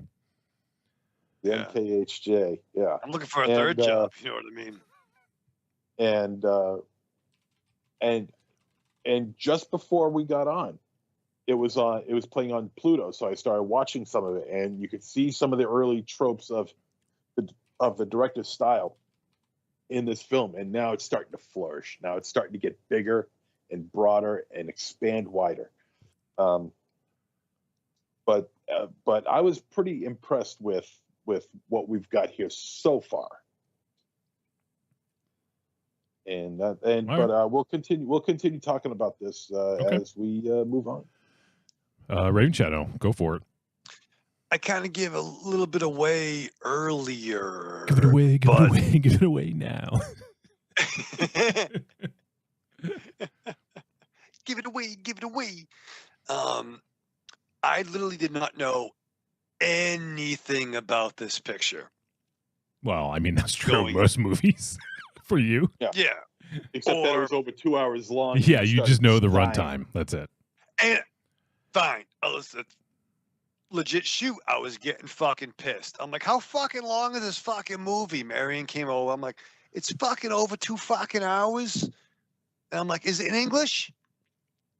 You know, because I didn't want to stress last night. I didn't want to stress. You understand? Well, I'm glad you stressed last night and not tonight. If you catch my drift. But once again, all I knew is that Marion saw it. She likes the director. And it's fucking weird. And all I can say, having seen it, is I want everybody listening to hang out with us live. But if you want to see this flick, watch the flick and then come back to us. We're going to fucking try. But watch this movie first. All right. Before I give my first impression, Marion actually did chime in the chat room and said, I want to see Poor Things with a very sensitive friend. And an hour into the movie, I look at him and he looks like Alex from Clockwork Orange. His eyes are open so wide and he looked horrified. I hated leaving, but I did anyways. Yeah. Oh man. Ooh, yeah. I didn't know a lot about this film other than the fact that there were some clear influence taken from Frankenstein. I mean, that's the most obvious thing when you watch this movie at the beginning. So, and that's not a spoiler. It's in the basically in the synopsis. So that's really what I knew. And I did see some comment about someone saying they were surprised at how this got nominated with having so much sex in it or something like that. And I was like, that seems weird. Like, an Emma Stone movie with a lot of sex. So that's really all I knew coming into it. I will say, and it's funny that Marion brings up Clockwork Orange. I don't have a rhyme or reason as to why I think this, but this film reminded me so much of Clockwork Orange from almost like an exact fucking opposite lens. And I don't know. I was just watching it and I was getting that vibe. There was nothing specific, nothing like, oh my God, they took this from Clockwork Orange. It was just a journey where we see this character in one place and then end up somewhere completely different. I think that's really where I took a lot of that from. And if you think that Yorgos Lanthimos doesn't love Stanley Kubrick, you are fucking like not paying attention. Spoiler alert. Yeah, I definitely want to talk about that. It's not a spoiler. No, I mean, it's prevalent from the very first scene to the last. Yes. This it's definitely no spoiler. I might go so far as to say Yorgos Lanthimos might be the closest thing we have to Stanley Kubrick since he passed. And I don't say that lightly because Stanley Kubrick might very well be my very favorite filmmaker of all time. I love everything he's done. There's a couple films of his I haven't seen yet, so I can't say everything. But everything that I've seen of his, I would say 75% of his filmography, I absolutely adore. He has such a clear vision. He is a fucking creative force of nature, and his films look absolutely gorgeous. They are works of art, and there's just something about them that just, to me, it's more than just a film. It's an experience. It's art. There's something greater about it. And I get that same vibe from Yorgos Lanthimos. This fucking film is so beautiful. It really fucking worked for me in the look and the feel of it. It just was so on fucking point. The cinematography, the use of they actually use an LED screen, kind of similar to what they do with the Star Wars TV shows for a lot of those backgrounds. They were actual moving backgrounds that you could see on set. It was digitally projected, but you could actually see it. So it wasn't a green screen. You could see what was going on. And I think that, I personally, I'm not an actor, but I think that would probably help to put you into the scene and to understand what's going on better. And this was almost exclusively shot on sound stages, and it had that feel of an old school film to me. Yes. Using modern technology. Yes, this is dense. We could talk about this all night, and I'm trying to make this as quick as I can. So I'll wrap it up and say that the performances in this are unbelievable.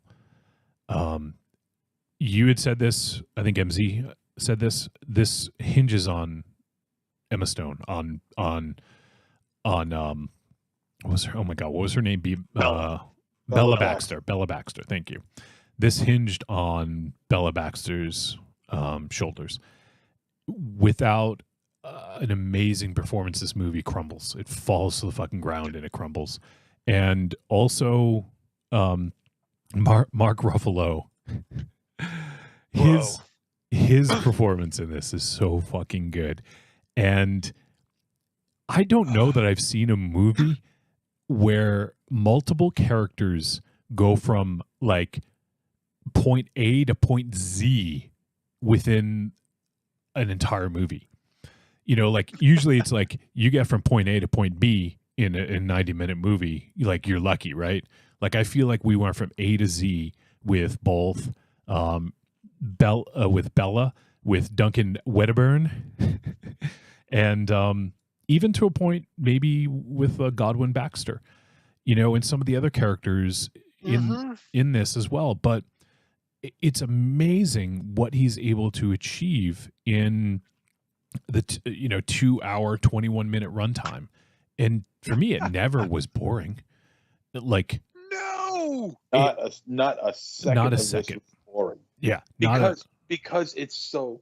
I mean, even when there's nothing going on, it's so visually appealing. It's like Candyland out there. Yeah, it's absolutely stunning what they did. I mean, if even like I said, even if nothing's going on, the visual aspect of this film is on such a high level. It's hard to turn away. It's hard to just go, grab yourself a coffee, take a piss, and then come back. Or make a quesadilla in Ravenchild's case. Yeah, right. Quesadilla. But I was riveted. Like we threw this on at 7:00 last night. I'm proud of you, Ravenchild. That's you shouldn't put this on at 10. Yeah, not a superhero in sight. Unless you want to call Bella or Italian in sight. Unless you want to consider Bella Baxter a superhero. Oh, she had some superhuman abilities, I'll tell you that much. But no, and I'm so glad I watched this with Marion. So you can understand what was going on. Too bad she doesn't feel the same way. Yeah, she was like, "This is miserable." Watching it with Raven Shadow. This motherfucker. Your eyes were bugging out. Your eyes were bugging out farther than Wendy Williams. Jesus.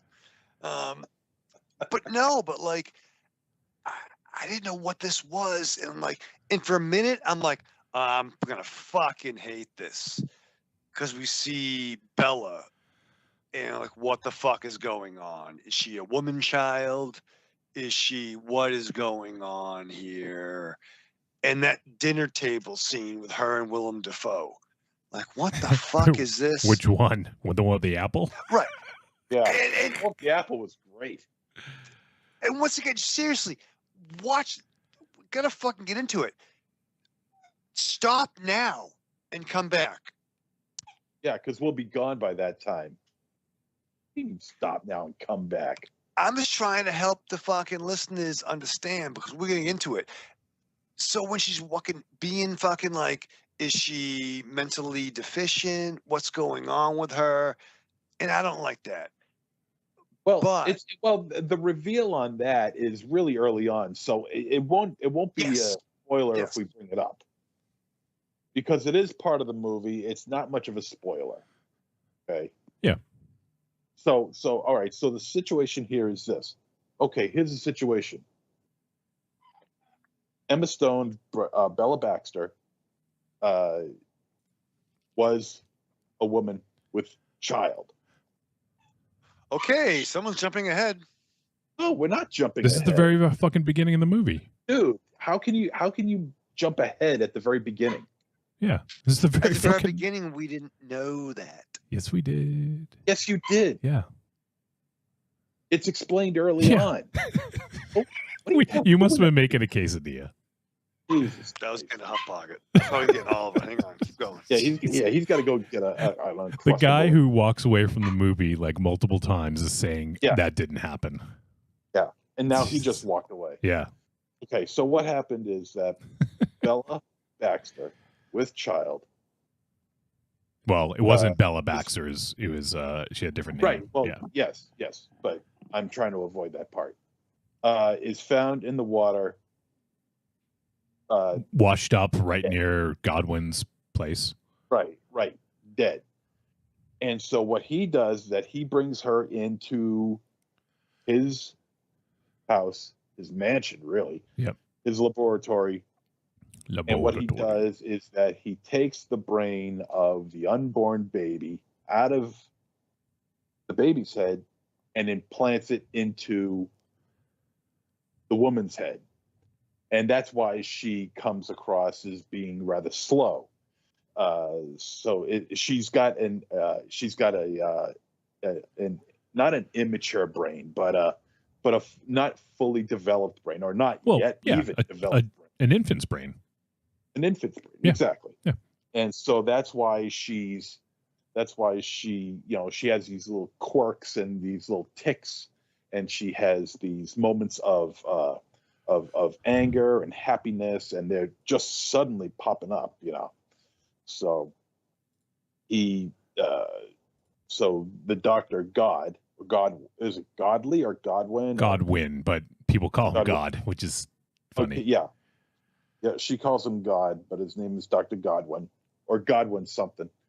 And Godwin Baxter. Yes, of course. Where's my infant brain? And It's been there all along. I got an immature brain, not an infant. There is. All right, that's fair. And hires this I guess you could say he's an student. intern of sorts. Yeah, it was he's one of his students. Yeah. To come in and care for her and to take notes on her and report to him about any information that might be relevant to her well-being and to her maturing. Well, right. I mean, God can't be everywhere at once, which is kind of funny. So he needs the young buck to basically he takes notes and sort of he's collecting data so that he can present it to Godwin, and this is what I found. This is how she's developing, because he can't be there all the time.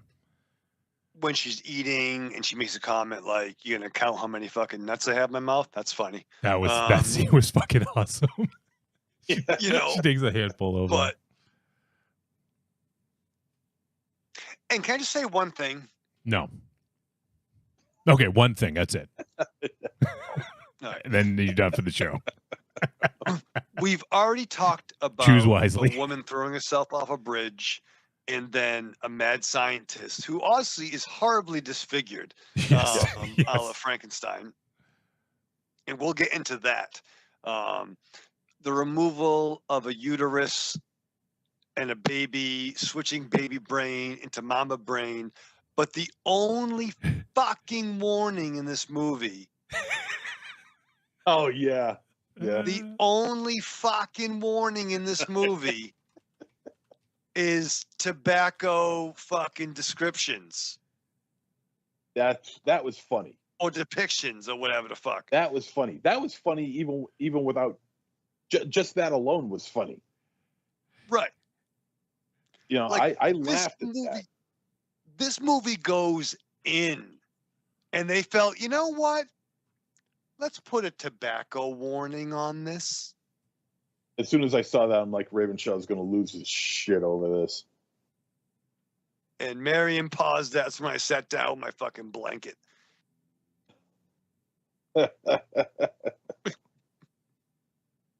But through all this, so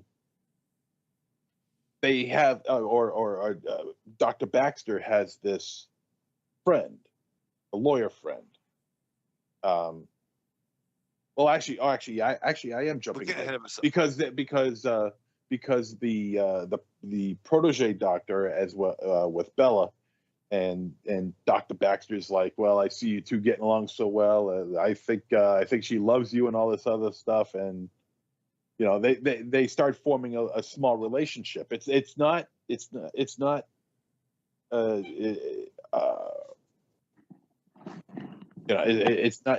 detailed really in any way. They just, time goes by and they start having feelings for one another, and next thing you know, they're engaged.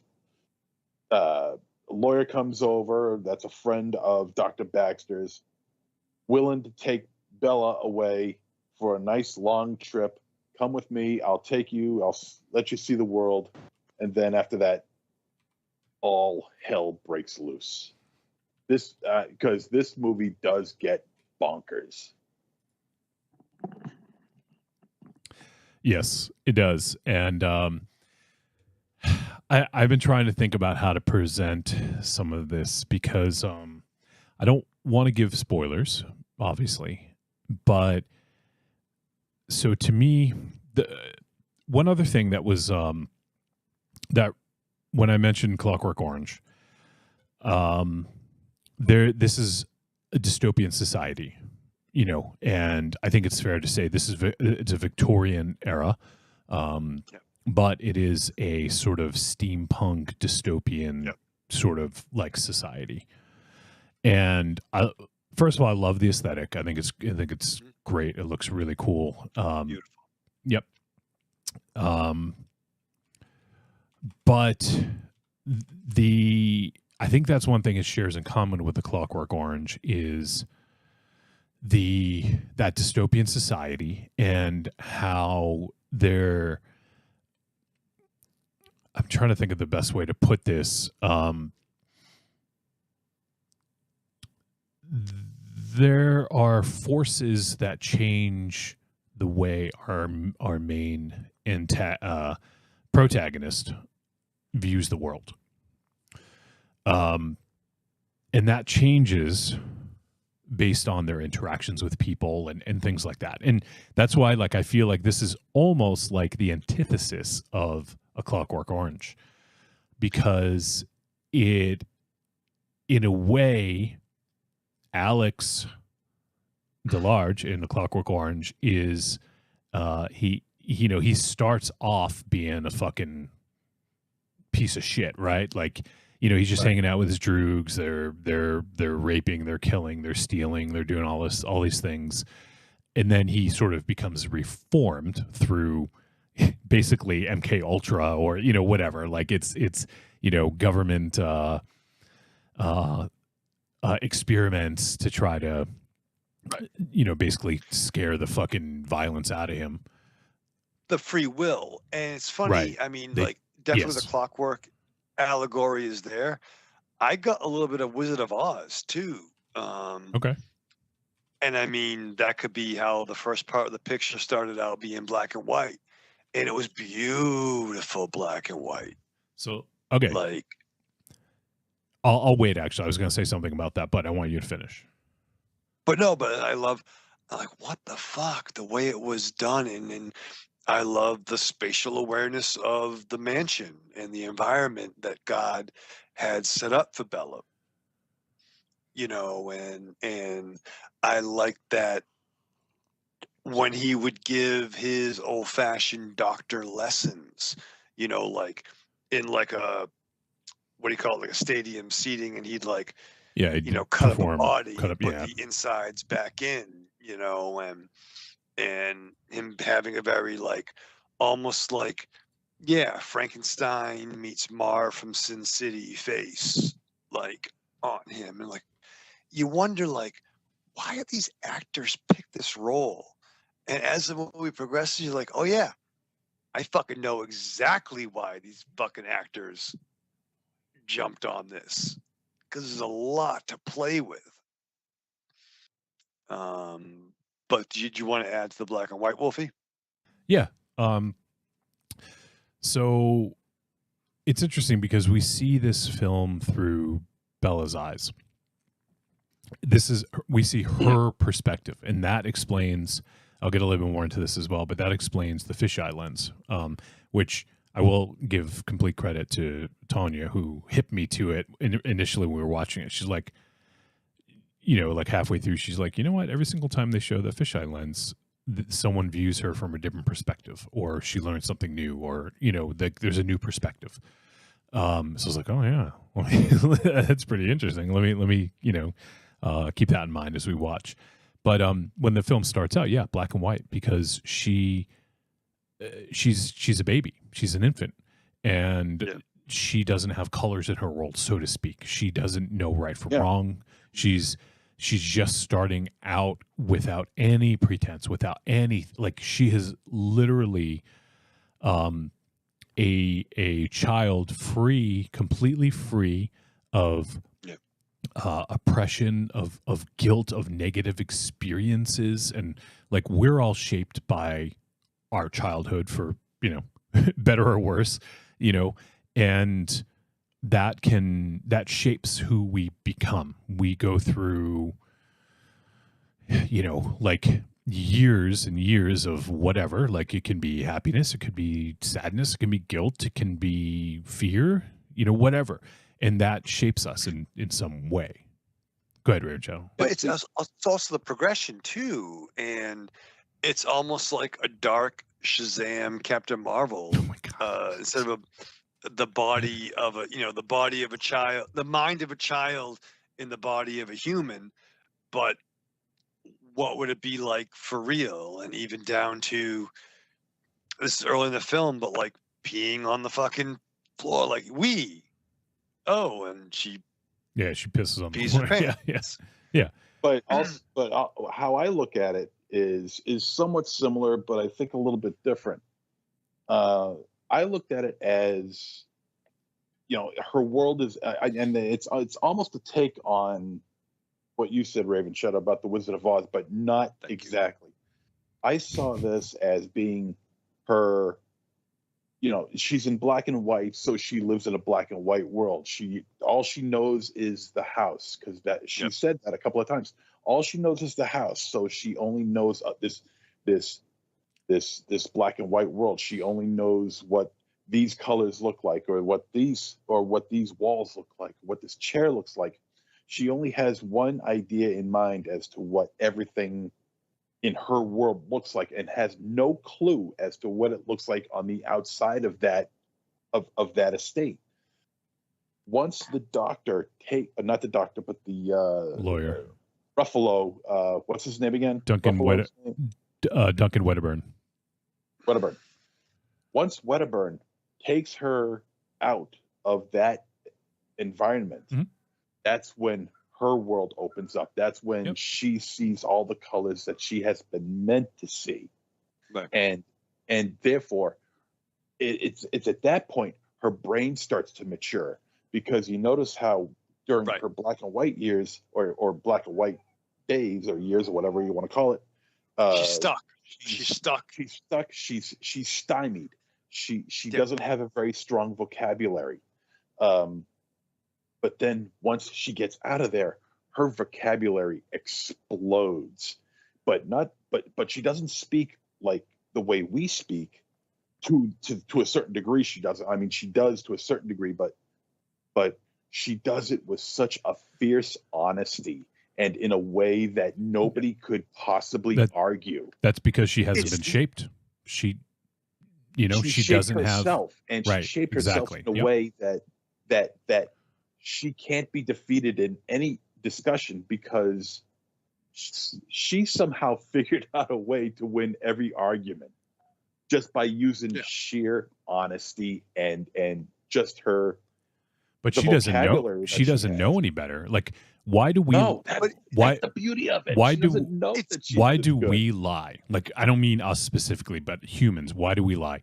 To get something, right? Or to we're adults avoid. Too, though. Right, but I'm saying. Go ahead. Sorry, Wolfie. She had the child honesty. Right. She didn't have that. It didn't get beat out of her, or like sucked out of her, or whatever. Like, just and I mean, we, like, almost everybody lies at some point, right? Like, we do it for a reason. It's usually for personal gain, whether we view it that way or not. It's you want to avoid confrontation, or you want to avoid accountability, or whatever. It's just something that we learn as a defense mechanism, or as a coping mechanism. I'm not placing judgment on whether it's right or wrong. That's something else. But we all, or as an appeasement too, though. We lie. Like, do I look fat in this? No, you look great. Right, of course, absolutely. It's or whatever it is. Yeah, but that's almost into like gain, because if you were truthful about it, you might lose a friend. So in a way, you're sort of like, right. Gaining or maintaining. So yeah, she doesn't know any different. Like, why would she lie? Why, she doesn't even know what lying is, really. So I think it's really interesting because yes, she was shaped. The thing I don't understand, though, let me take a step back, is I don't know. It seemed like she aged more quickly, right? Like, yes, we don't know how long it took for her to develop, but it did seem like she developed at a rapid rate. Yes. And I think some of that might be to MZ's point.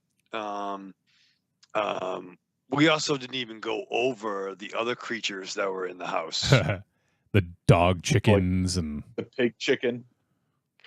Yeah. The goose the goose goat or whatever. The goose goat, yeah.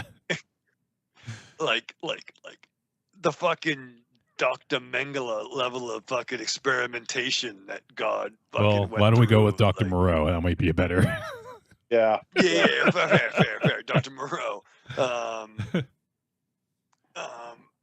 Because that's essentially what Dr. Moreau did. So let's stick with that. Yeah, right. And I was Mengele like, are those just in her head? Place in this movie. Yeah. Yeah. But the fucking dog, chicken, but or they whatever. talk.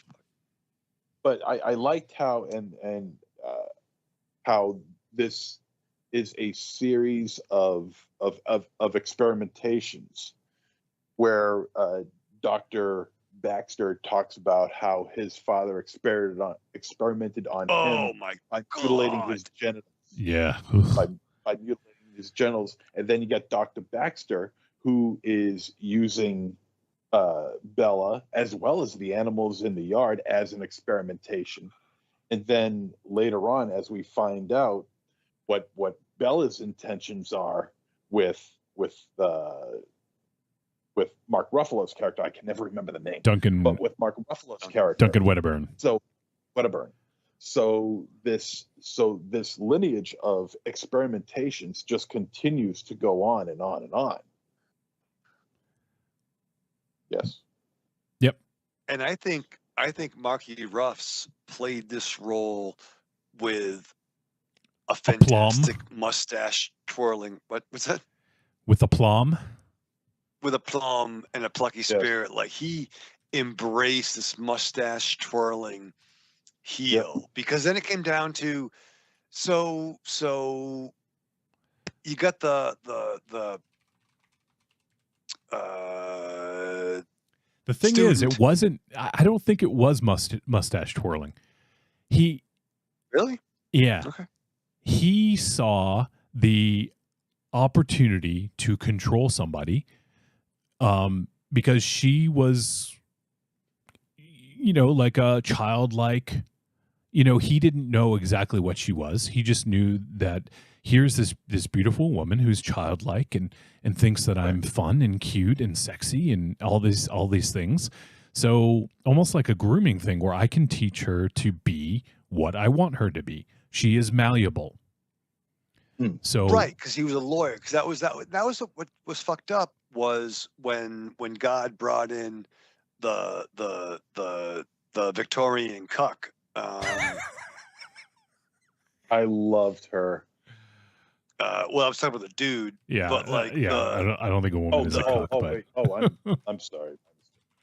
The dude who was like, oh yeah, I have feelings for her, and like now I'm getting fucking stressed because I'm like, fine, she's a woman, but she's still the brain of a child.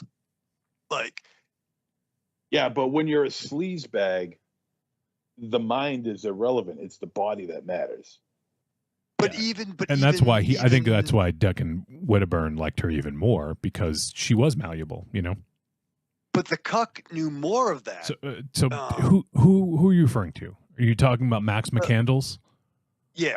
Okay, he's not the cuck. He was brought in as a fucking assistant, and he was made. He's a cuck, bro. He's not. That's it's a derogatory term. That you're using it. He's not. He was brought in to be an assistant, and then they got along, so he said that they should marry. How is that? Yeah, but I don't. He didn't like him approve because- of any Why of don't this. you like him? What did he do that was so bad? He's a nice guy. Because- That's why. He's a Well, nice no, guy. first of all,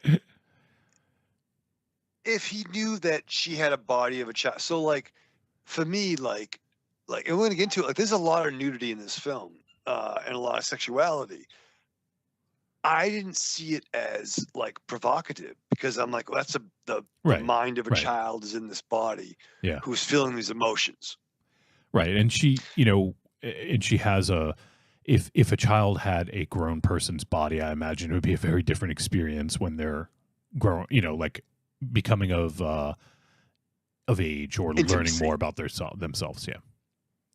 So even when she's exploring her body and this guy wants to marry her and then they want to do a contract where, yeah, you can marry her, but you can't leave. Okay. So Marky Ruff's character is the lawyer that comes in, does the contract. And like, whoa, you're giving up a lot of stuff to get this chick in his, his profession. Like, she's got to be fucking hot. And this dude's got some fucking balls to feign to go into the bathroom and walk up and to find the girl and start touching her. But that's why I'm calling him a cuck, because he could have stopped her from leaving, but had to wait till they were married. And fine, whatever, Victorian. Well, he whatever, tried. fuck. He tried, but he Oh, he was realized there was no sense in stopping her. Well, because And- she fucking chloroformed the boy. Like, she fucking went out like a. I don't know. I completely disagree with your characterization of McCandles, Max McCandles, not He let- Cuck McCand. He's McCuckle Coken.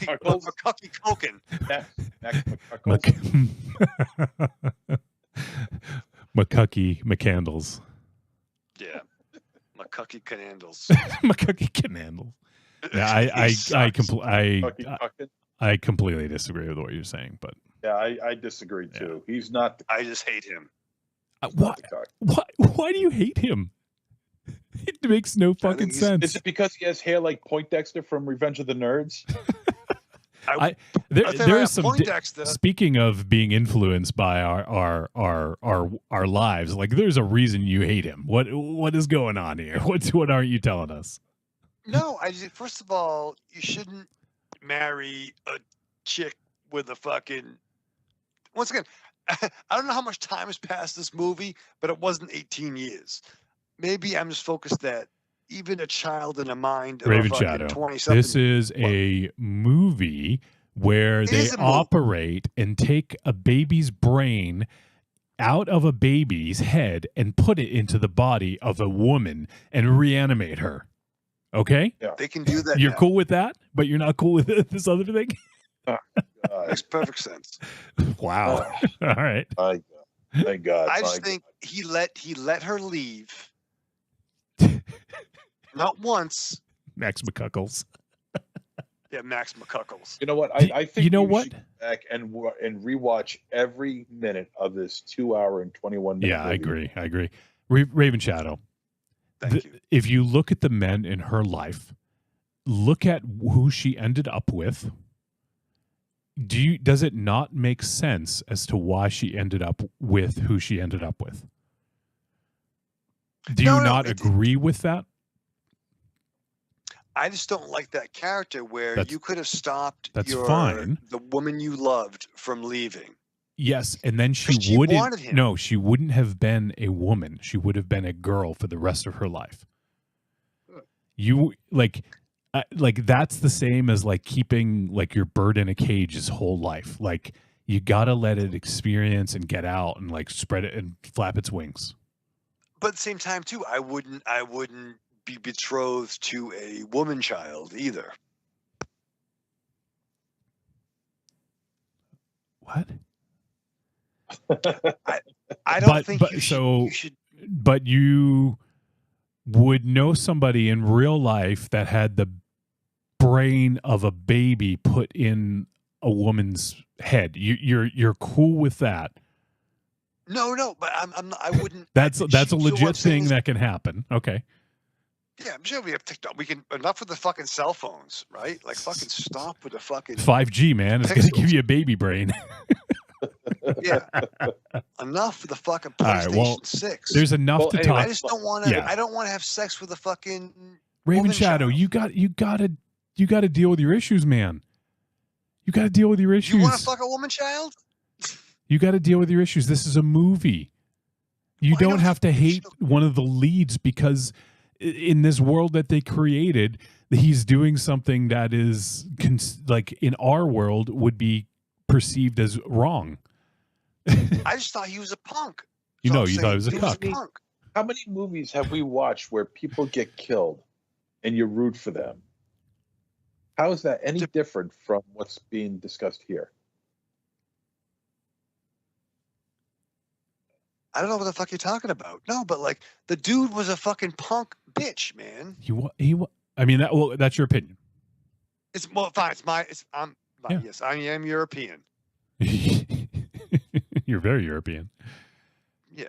That's fine. He's a punk motherfucker. There's a lot to let's talk about. continue. Yeah. Let's So continue. Raven Chow We're- thinks yeah. Max McCuckles is a cuck. Okay, got it.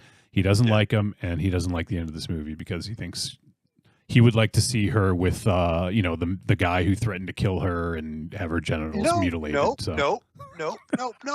He's a punk. Who would you pick Max out of McCuckles all the men in this? Who should Bella have ended up with? There are no good men in this movie. Yes, But there the is guy one. who showed his junk. Yeah. What about the one of the guys in the what was the called a brothel? brothel Thank you. That's what I was looking for. I don't watch all the movies you guys watch, so I don't. No, it's the oldest profession, but it existed before movies. Yeah. Yeah. Whores predate film. Or apparently, whorehouse is too strong a word. Yeah. It was dinosaurs and then the whores. Dinosaurs. Dinosaurs. And then Jesus. That's the triple threat of history. And then Jesus rode the door and yeah. Like Bill Hicks says. And then Jesus pulled the fucking piece of wood from the Stegosaurus. You know, and early on things are going well with oh God, Reddenburn or Wedderburn. Just call him Duncan. Okay. Not always running things amok. are going well between Duncan and Bella. Yeah. And Because because there's a lot of sex going on in this a movie. lot. Yep. And yeah, you get to see Mark Ruffalo's ass and shit like that. Stuff you didn't really expect to see in this movie. And Emma Stone is naked a good portion of this movie. Yep. Which I didn't expect either. Right. Yeah. And I mean, there's something to be said, where you don't have to get naked in order to make it in Hollywood, or that's the old saying. And Well, sure. I mean, you don't have to. Yeah, you don't have to, no. But if it's required for the role, it's understandable. And here it was required. Mhm. Okay. And Emma Stone actually was a producer on this too. So yeah, she was totally in on this. Yeah. Way in on this. You want me to be topless in this bed here? Sure. Yeah. No problems there. And that's a gutsy move for her. I think but also because she was a producer as well, she knew the script here was going to be dynamite. Yeah. Okay. And she knew that it was not gratuitous and it was going to be in support of the character's development. Yeah. Right. Yep.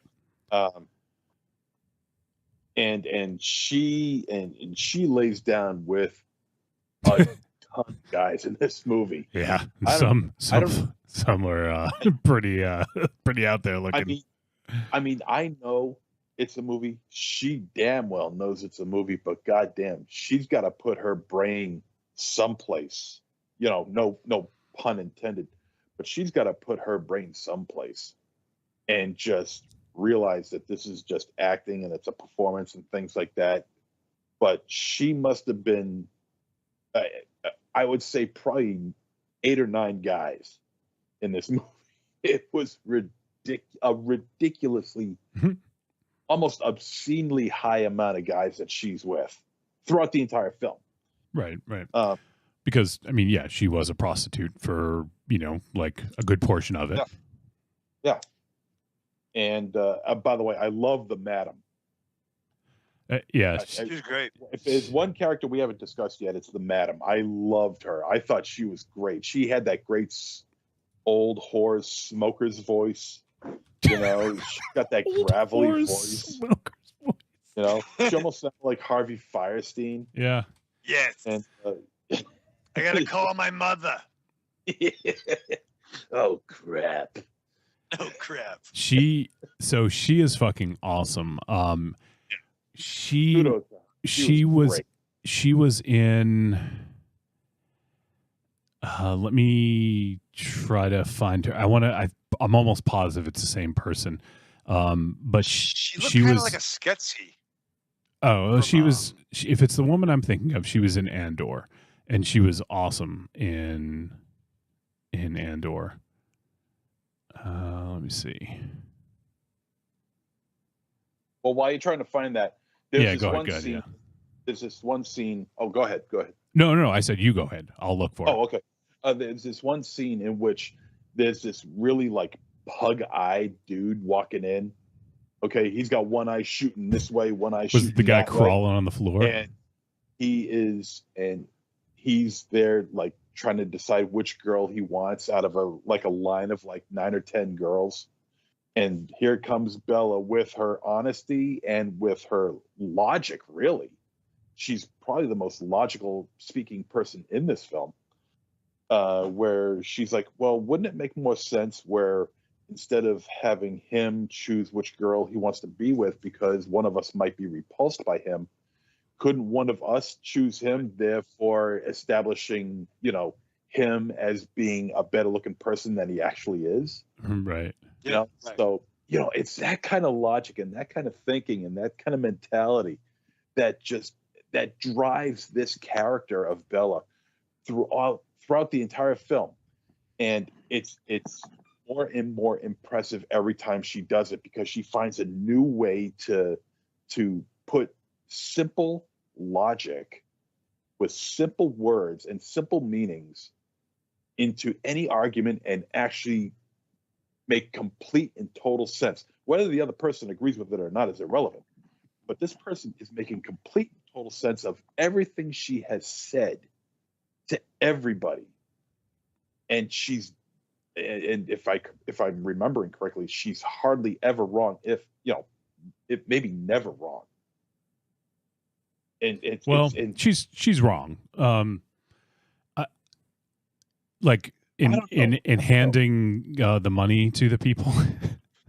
But she's innocent, right? She didn't know. Gullibility. That's gullibility. That's something that she hasn't learned. It's not gullibility. It's she hadn't learned that that's not what you do, or that people are evil, inherently evil. So yes, so I just want to say the actress is Catherine Hunter. Yes, and so she played Swiney, who was the madam. And so she was also Edie Karn, the mother of Cyril Karn in Andor, and she was fucking awesome in that. And yeah, she's been in a bunch of other things. She was in The Tragedy of Macbeth from 2021. And she was in one or a couple of the Harry Potter movies. She was in Rome, Raven Shadow. Italians. So she's been in a few things, but she's awesome. Yeah, I really liked her in this. She was dynamite in this. Yep. She was so much fun to watch. There's a bunch of things I want to talk about here. Let me see. I just want to pull it up here. I want to talk about like some of the inspirations this movie had. This movie had. Please. Okay. Of course, there is a very strong Kubrickian influence here. But I'll be honest, Clockwork Orange was not on my list. Dr. Strangelove was an influence. Barry Lyndon, 2001, The Shining. These are all films that had a very heavy influence here. Wes Anderson. Yeah. The vibrant pastels that he uses in this film, a lot of them for background, for the background projection shots, which look stunning. Yeah, fucking And- beautiful. Oh my God, better than any CGI. Yep. Way better than any CGI. And that's one of the benefits of doing it that way. I mean, obviously they didn't have the technology to do it years ago, but now being able to project that onto an LED screen, you know, I think it's fucking great. It looks awesome. And then for the actors, they're playing the role in that environment. I agree, and it looks fantastic. It doesn't look genuine because you could see that it's fake. Yeah, and that's part of the appeal. It was because of this stylistic. Yeah. I can tell you one scene when Bella is climbing up the, she goes on the rooftop for the first time. Yeah, the stairs, the stairway. Yeah. Yeah, when the aide was following her and she's climbing down, like I knew that was a set, but I still kind of felt the sweatiness on my palms of my hands, like it was being high up. Yeah. I felt worried. like how are you going to keep this woman child from falling over? Yeah. Like that's awesome. I bought into it. Yeah. Dario Argento and the color separation, particularly on that boat. That boat scene. Cabin. Oh, beautiful. Oh my God, the separation of color in there. I mean, you got a completely red area, and here's this green, like stool, not a stool, but a chair or like a small sofa or whatever.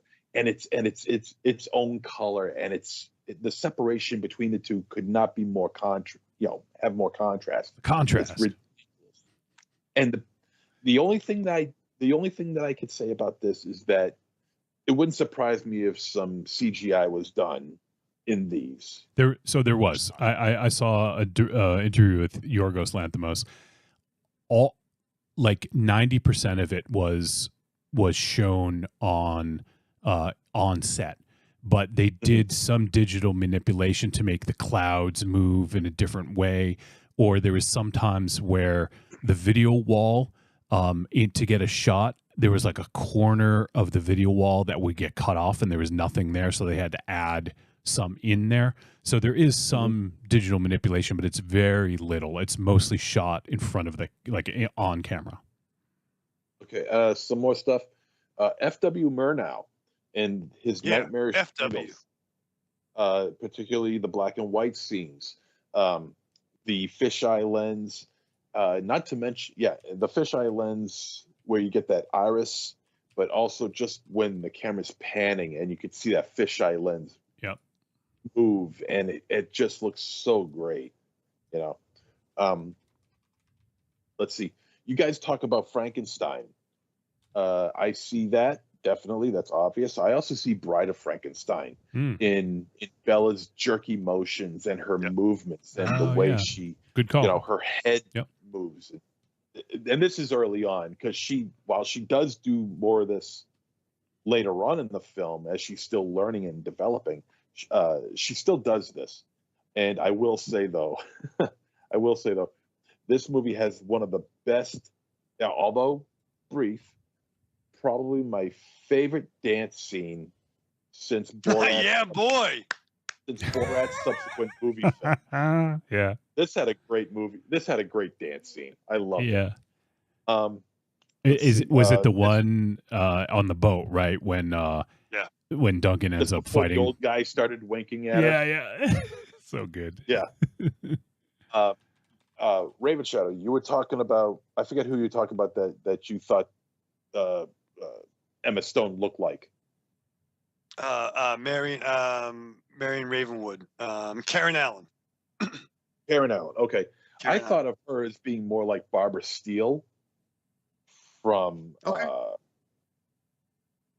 Barbara Steele from Black Sunday. Okay.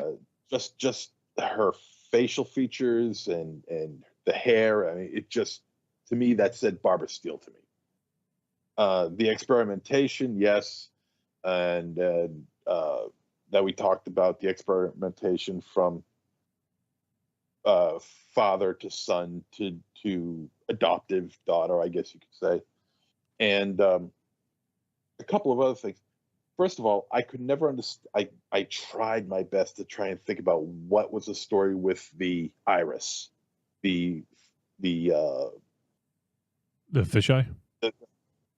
Yeah, the fisheye, like looking through a peephole sort of shot. I don't understand the point of it. So maybe I'll tell you what. ahead. Yeah, I did want to expand on this, and I mentioned a little bit earlier, so I'm glad you brought it up. But so Tanya, when we were watching it together, called this out. And that's what made me think about it, because I was like, oh, that's interesting. Like, they keep showing this fisheye lens. I wonder if there's something to it. And then about halfway through the movie, she's like, you know what? She's like, I think it's when she, Bella, or someone else if she sees the world from a new perspective, or someone else sees her in a different light. It's almost like it's giving you this new perspective. And it does coincide a lot with her having a realization or learning something or seeing something.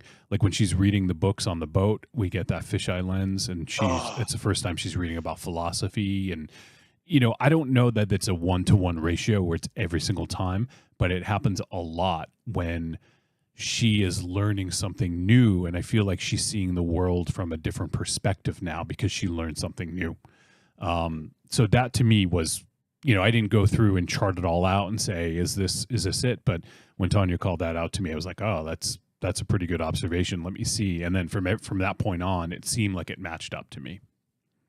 And the second thing I couldn't figure out, and this is funny, I like it just for the pure sake of humor, even though I have no idea what the hell it means, is the bubbles coming out of he did explain that some like gastro issue, because he had so many issues that he, in order to digest, and like he did explain it at the beginning. I can't remember exactly what he said, but it had to, the machine, because what his father did, the machine pumps in fluids so he could digest the acids, and when he burps.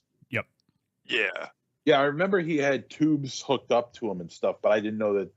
And I thought that might have something to do with the bubbles coming out of his mouth. It's just that I must have missed it. I had, I figured the two correlated with each other, but I didn't get any explanation. But okay.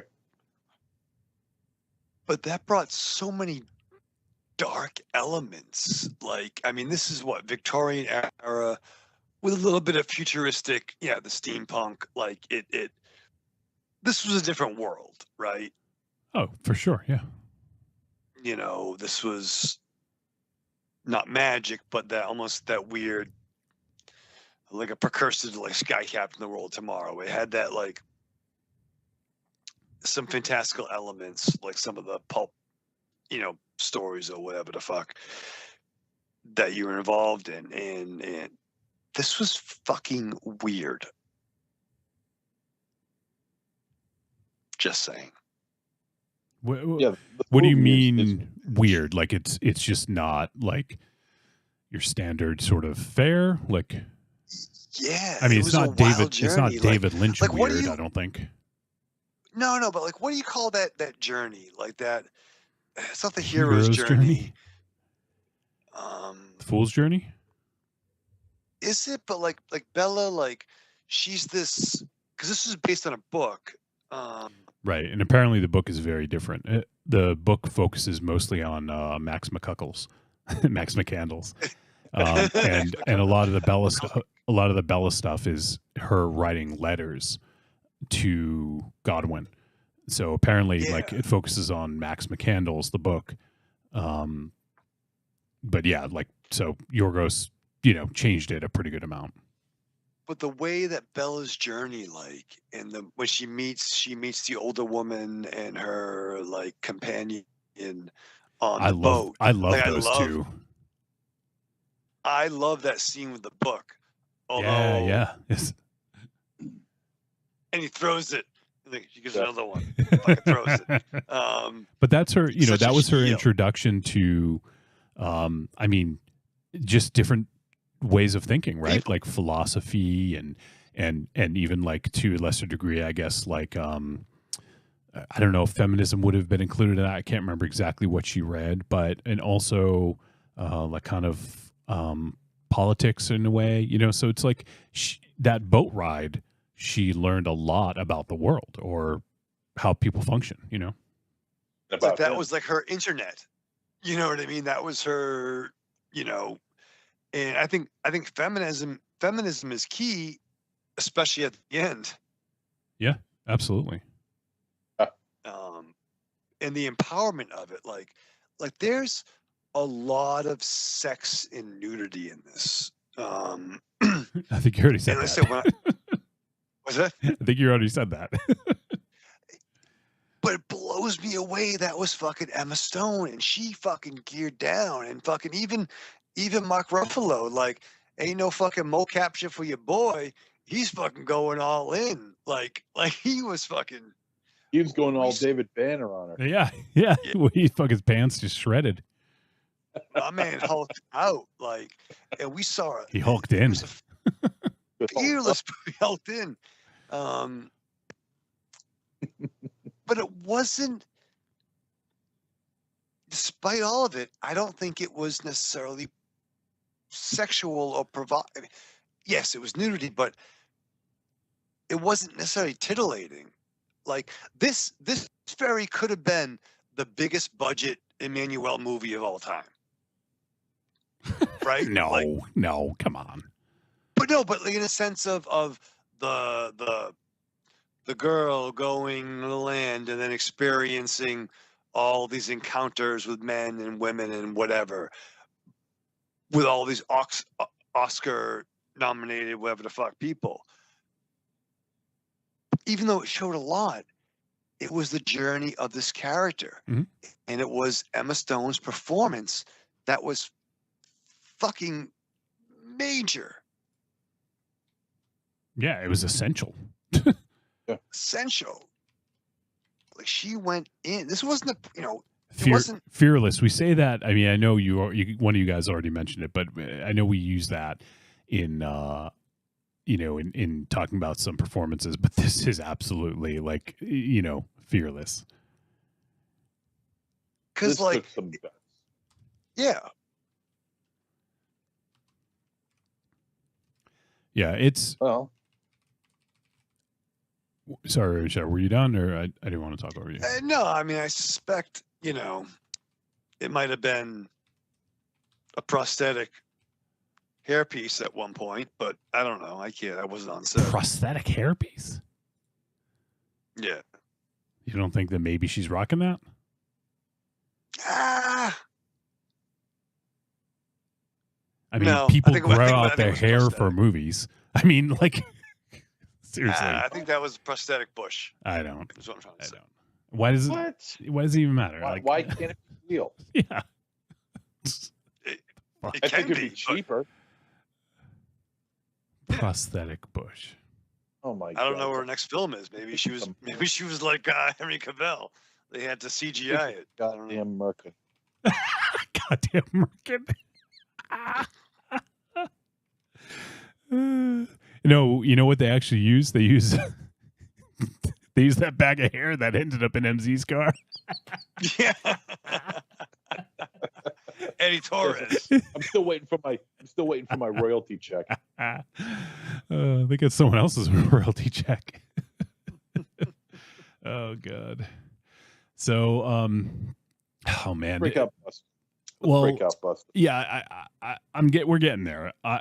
There's literally so much more I want to say about this. I just want to make sure I'm not forgetting something the fucking film score. Beautiful. Fantastic. Fucking incredible.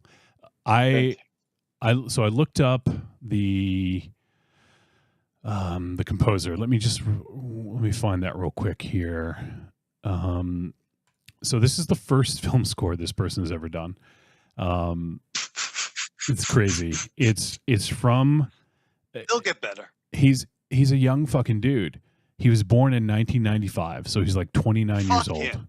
And his name's Jerskin Fendricks. Well, his name's Jocelyn Dent Pooley, but he's known professionally as Jerskin Fendricks. He's an English musician, currently signed to Untitled Records, and he put out one album called Winterease and got some critical acclaim in 2020, and then Yorgos Lanthimos asked him to score this. That's literally it. And now he's fucking nominated for an Academy Award. It's fucking crazy. This score was so good. Like, it added so much to it too, and it was perfect for what they were doing and what the story they were trying to tell. So I gotta fucking major fucking props to this dude. It's an incredible score. So I'm glad we brought that up. The makeup effects. I mean, even if we're just focusing on Godwin Baxter, played by Willem Dafoe, that alone was incredible. Apparently, he endured 6 hours of makeup every day, 4 hours of putting it on and 2 hours taking it off. Jesus. But he was amazing in this movie. The costumes, I typically don't mark out for costumes like this. I used to work in a costume store, like back in the Dizzle, as Ravenchild would say. We used to rent out fucking Marie Antoinette like costumes and pirates of Penzance and whatever. Like I think I probably told the story before. I even rented a costume out to Gary Cherone, the lead singer from Extreme, and he was in that one Van Halen album, Van Halen 3. Very short-lived member of Van Halen. But after Van Halen, he went to go do theater in Boston, in the theater district. He was in a play. He came into the fucking costume store and rented a costume. And I'm like, this is fucking Gary Cherone, and I love Extreme. And I love Van Halen. So I'm like, holy fucking shit. I rented him the costume. And I had to say something. At the end, I'm like, hey, I just gotta say, Gary, I'm a big fan, man. He's like, oh, that's really cool, man. He shook my hand. He was awesome, really nice dude. That's dope. Cool. But okay. I was like, well, how the fuck did I get there? Yeah, talking about costumes. So I'm not like, I don't typically focus on them a lot, even though I did work in a costume store for a little while.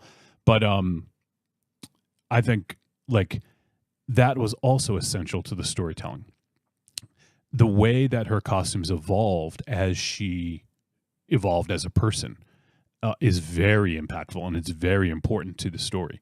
So not only was like it being told through the visuals, the way it looked in the music, it was being told with the way that she presented herself in dress and everything. Everything about this is in support of the narrative.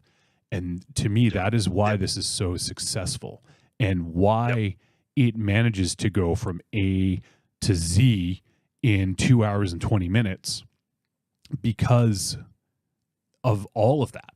A lot of times you'll see, maybe there's a lot of care put into the script, and maybe they're like, yeah, we got to nail the visuals. But I feel like with this, everything was hitting on every cylinder. The music, the costumes, the makeup, the cinematography, the effects, everything was so fucking spot on. Like, that doesn't happen often, right? Like, it's fucking crazy, man. It was the perfect recipe. Like, it's absurd. Like, and so many good lines in this movie, too. Like, so much good dialogue. Like, she touched my hairy, what was it? The hairy, my hairy member. Hairy business or something like that. My hairy business. What do they call having sex? Furious jumping, right? Furious jumping. Yeah, furious jumping. So go furious jump yourself. But there's such an these are all parts of like such an innocence to her, right? Of like, right. And I actually, so that brothel scene was, it was a little tough at times, right? Especially, there's that one scene where the fucking two kids were in there was a little dodgy. Yeah. That was actually cut out of the UK version. The UK would not allow that. And I felt one of the kids is taking notes. Yeah. When I was watching that, I was like, I know this is a movie, but it's a little creepy, right? And they wouldn't have been in the same scene, but just because the way it was done, Right. it was. It reminded me of a movie called Sweet Film, and I'm like, oh, that's getting a little. It wasn't as close as it was in Sweet Film, but it almost did. I was fearing that it would, but it never did. Yeah, thankfully. And this movie could have gotten dark. Yeah, and it did a little bit. When they were in Alexandria, I thought that was a really impactful scene when I forget the name of the character. I really liked his character too. Let me see. Harry Astley is played by Gerard Carmichael. Oh yes. Harry. He was really good. Kind of I don't know about a bit part, but he wasn't in it very long. But I really liked his parts. But him bringing her to Alexandria and showing her like the slums and the dead children and stuff, like, whew, that was rough. And to see how it impacted her, like, that's a reality check if there ever was one. Yeah, like just imagine like someone like a grown person having just been exposed to that, how that would impact them, you know? Right. And that seeing the class structure at that moment. Oh, right. Yeah, like which is what it was. She couldn't even get down there because the stairs are broken. So even if she wanted to, she couldn't have, you know? But he was scared when she ran down there. He's like, no, you can't go down there. Like, and even when he's like, no, I'm sorry. I wanted to hurt you. Yeah. I wanted to show you this. And to be fair, that it all worked. Mm-hmm. It was this fuck. Dang. I wanted to, this is, Marion said this like 2 hours ago or something, but I didn't want to say it yet because it was part of the film. But when she said good evening, she said, remember, we're all masters of our own ships, you cunty cunt-face dipshit. I want to talk a little, just briefly, and then this, I think we'll start to wrap up. Mark Ruffalo, his downward spiral was so funny. Like he could not control her. And he was fucking furious. That whole scene in Marseille or Paris, like they ended up in Marseille and went to Paris. That whole scene was fucking like so good when he's pulling his fucking hair out and he just is like at his wit's end that he is so madly in love with this girl, but he cannot control her and she's becoming her own person and he just can't fucking handle it. His ego is like, his ego is just fucking shattered, you know, or not shattered, but it just, you know, you just can't comprehend that. Oh, his penis is also salty. That fucking scene. Oh, you mean his penis? Yes, I know what you mean. That was okay. Anything else for you guys? Like I said, I feel like we're shortchanging this, but we do have to, you know, eventually wrap it up. So nothing. Break up, Busta.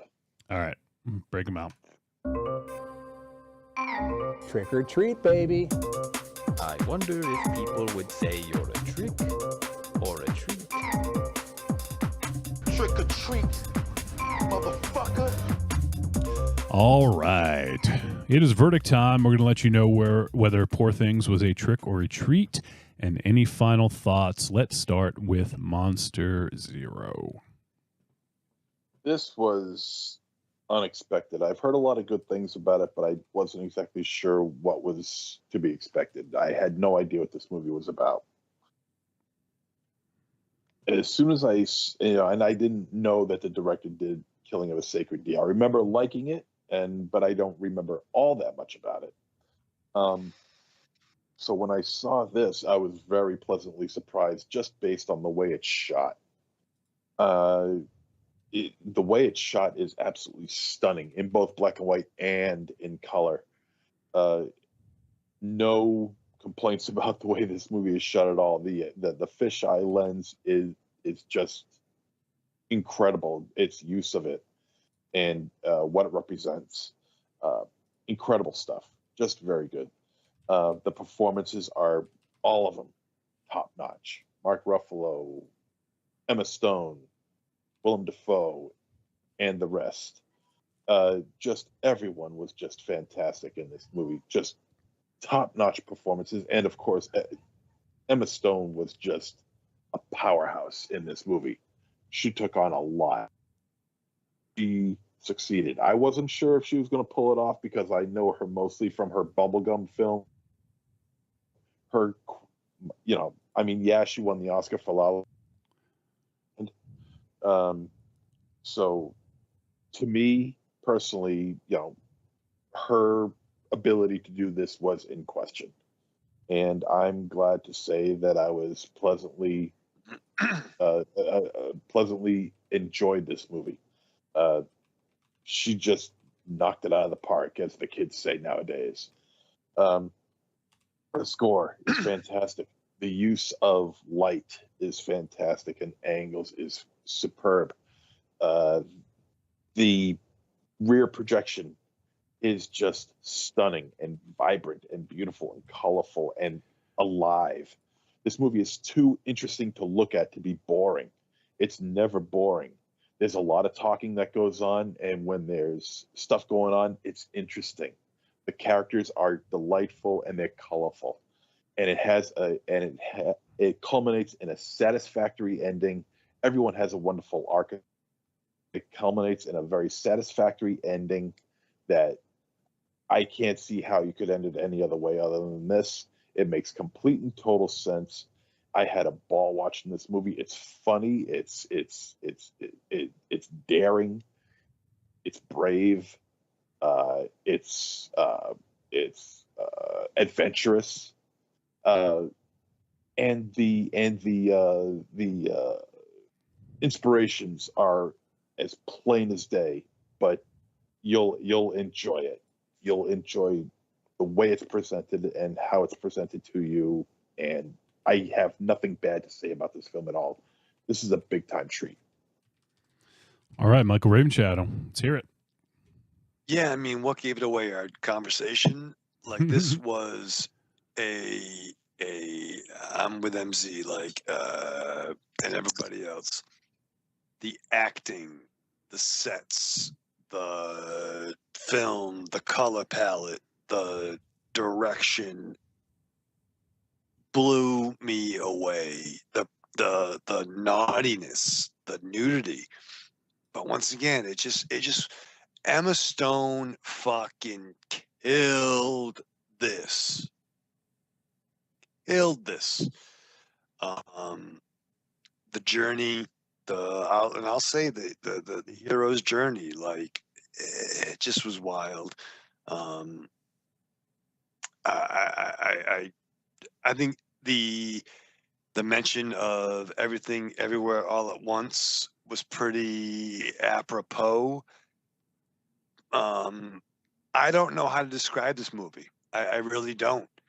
Saying that if you've heard of it, if you have any interest in it, then just fucking press play and be careful about the fucking tobacco warning. Yeah, of all things. I wasn't sure if it was tongue in cheek. I did a little bit of research, and it looks like it's only on the Amazon VOD of it, because apparently you have to call that out. I mean, look, you could end up like Michael Ravenshadow if you smoke. So, don't do that. This was a fucking weird, batshit crazy movie. And listen, top 13, yeah, it's gonna be on there, man. It's gonna be on there. I fucking love this movie.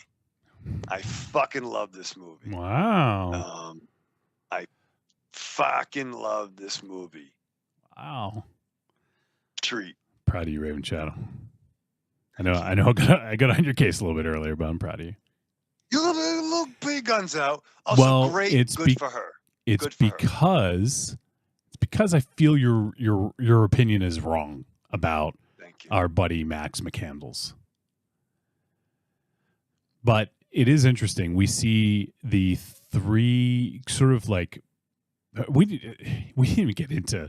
There's like some Greek shit going on here. I'm surprised you didn't call it out. Oh, You're yeah. a big fan of Greek myth. Yeah. It's so much. It's so fucking much, bro. We could literally do like one of these little Star Wars shows on this movie. You want to do the Furious jumping cast? I do. Yeah. It's called corny. We'd have some people smarter than us to talk about it, probably. That's fair. All right. Sorry. Did you finished up, right? Bro, treat, man. Yeah, I love this fucking movie. All right. Love this movie. So I was just reading real quick about Jurskin Fendrix.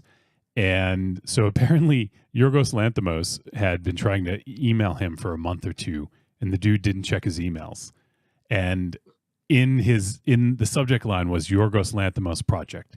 And so this dude's manager, the musician Jurskin Fendrix, his manager contacted him, was like, "Hey, how often do you check your email?" And he's like, "I haven't checked it in a while." And the manager's like, "You should check it." So he checked his email, and there's fucking like a few emails from Yorgos Lanthimos saying, "I want you to do my film," even though he's never scored a film in his fucking life. And now the dude's nominated for a fucking Oscar. I guess the moral of the story is check your email. Check your email. Jesus, that is insane. But I mean, all right. Well, it's no fucking surprise, right? You guys know I fucking love this movie. I fucking love this movie. This is definitely top 13. I will say right now, it's going to be hard to topple. Yeah. It's going to be very difficult to topple this one. Yeah, boy. It is so fucking good. The artistry is off the fucking chain. The narrative, the way the story was told, how fucking it permeated every aspect of this movie is absolutely insane. I could just go on and talk about it. Yorgos Lanthimos is the fucking man, and anything he does, we have to do on the show. Like, I'm sorry, but we're gonna fucking do it. Like, even if it's a fucking musical romance or whatever the fuck, whatever he does, like, I'm on board and I want to see it. And he is a visionary, and I actually put that in at least in the YouTube sort of write up about this episode, that he's a visionary filmmaker, and I don't retract that. In fact, I probably will double down on that. And he, to me, is one of the most exciting filmmakers working today. And I hope he continues to push things and to, try to do some different stuff and play with some different genres and all that. Because I feel like at his core, he is an artist, and he's always going to reference a lot of these classic sort of tropes and visual styles while using more modern technology. So I'm on board. I want more. I fucking love this. Emma Stone was fucking awesome. Mark Ruffalo was awesome. Willem Dafoe. The score was amazing. Everybody was amazing in this, and this is an incredible film. So go. I mean, actually, I just saw it hits Hulu on March 7th. So if you don't want to pay to rent it and you have Hulu, just wait. March 7th. You can see this fucking movie. This isn't going to be everyone's cup of tea. I totally understand. Some people are not going to dig this. There's going to be too much sex for some people. There's going to be too much weirdness, to coin a term from Raven Shadow. But if you like artistic films, if you like visionary filmmakers, like Stanley Kubrick, you will probably have a visual feast awaiting you. So there you have it. Treat of the highest order, I would say. Yeah. So you're going to find something you're going to fucking dig in this. yeah, and we literally scratched the surface. We could do multiple episodes about this fucking movie. So we just scratched the surface. But dude, I was thinking about it all day today. All day? Wow. Yeah. Even on your smoke breaks? Yeah, even more so. Especially on my smoke breaks. On my smoke breaks. Oh, it was so fucking good. All right, there you go. Poor Things, check it out. And like I said, hitting Hulu on March 7th. So if you have Hulu, you just got a few days to wait, and then you can check it out. And I want to hear your thoughts. Let us know. Send us your thoughts on Poor Things. Podcast at trickortreatradio.com. Record a voice message, send it our way. All right. We have one voice message, and it is from a smart motherfucker. I can't wait to see what he has to say about this movie, and that is Arkham Josh. Let's hear from the man. Hey, Trick or Treat Radio guys, it's Arkham Josh here. Just calling in with my thoughts on this week's film, Poor Things. This was something that I had been looking forward to for a while. I got to catch it, a while back in the theater, and I don't know. This film is just kind of fantastic all over. The story is really interesting. I'm not super familiar with. I'm not familiar with the novel it was based on, but I think the story as portrayed in the film is very interesting. The cast is fantastic. It's got some wonderful kind of artistic choices between some of the kind of set and overall art design of the film, plus the effects aspect of it. Overall, it's very well done and very imaginative. I think it's well directed. This is an overall treat. I feel that it tackles some interesting kind of topics, in a way that hasn't really been done too much. And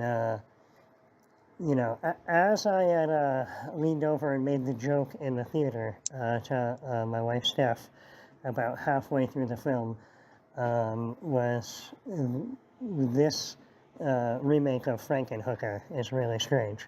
Yeah. And that was before the Paris scenes happened. Yeah, that's funny. But it's a treat. It's a recommend. I don't think I have any complaints about it. I did not get a chance to rewatch it before this, but I'm definitely looking forward to getting the time at some point to sit down with it again, because I'm sure there's stuff that I missed in the theater, and I don't know. I'm looking forward to hearing what you guys have to say about it. Also, thank you for extending the invitation for me to be on tonight, but unfortunately I was busy with work.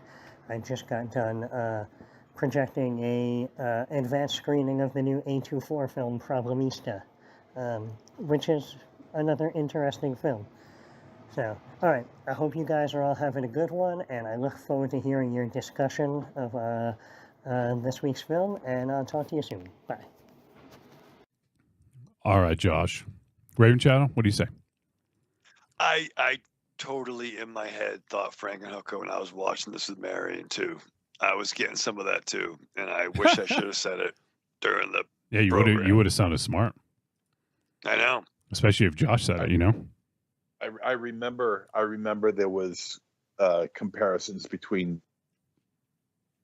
I completely blanked out on them tonight. I forgot all about it. It was mentioned several times on my Facebook page about how this is comparable to Frankenhooker, and I could definitely see it. The connotations are there. It's funny. You're like cats with catnip. You're gonna die.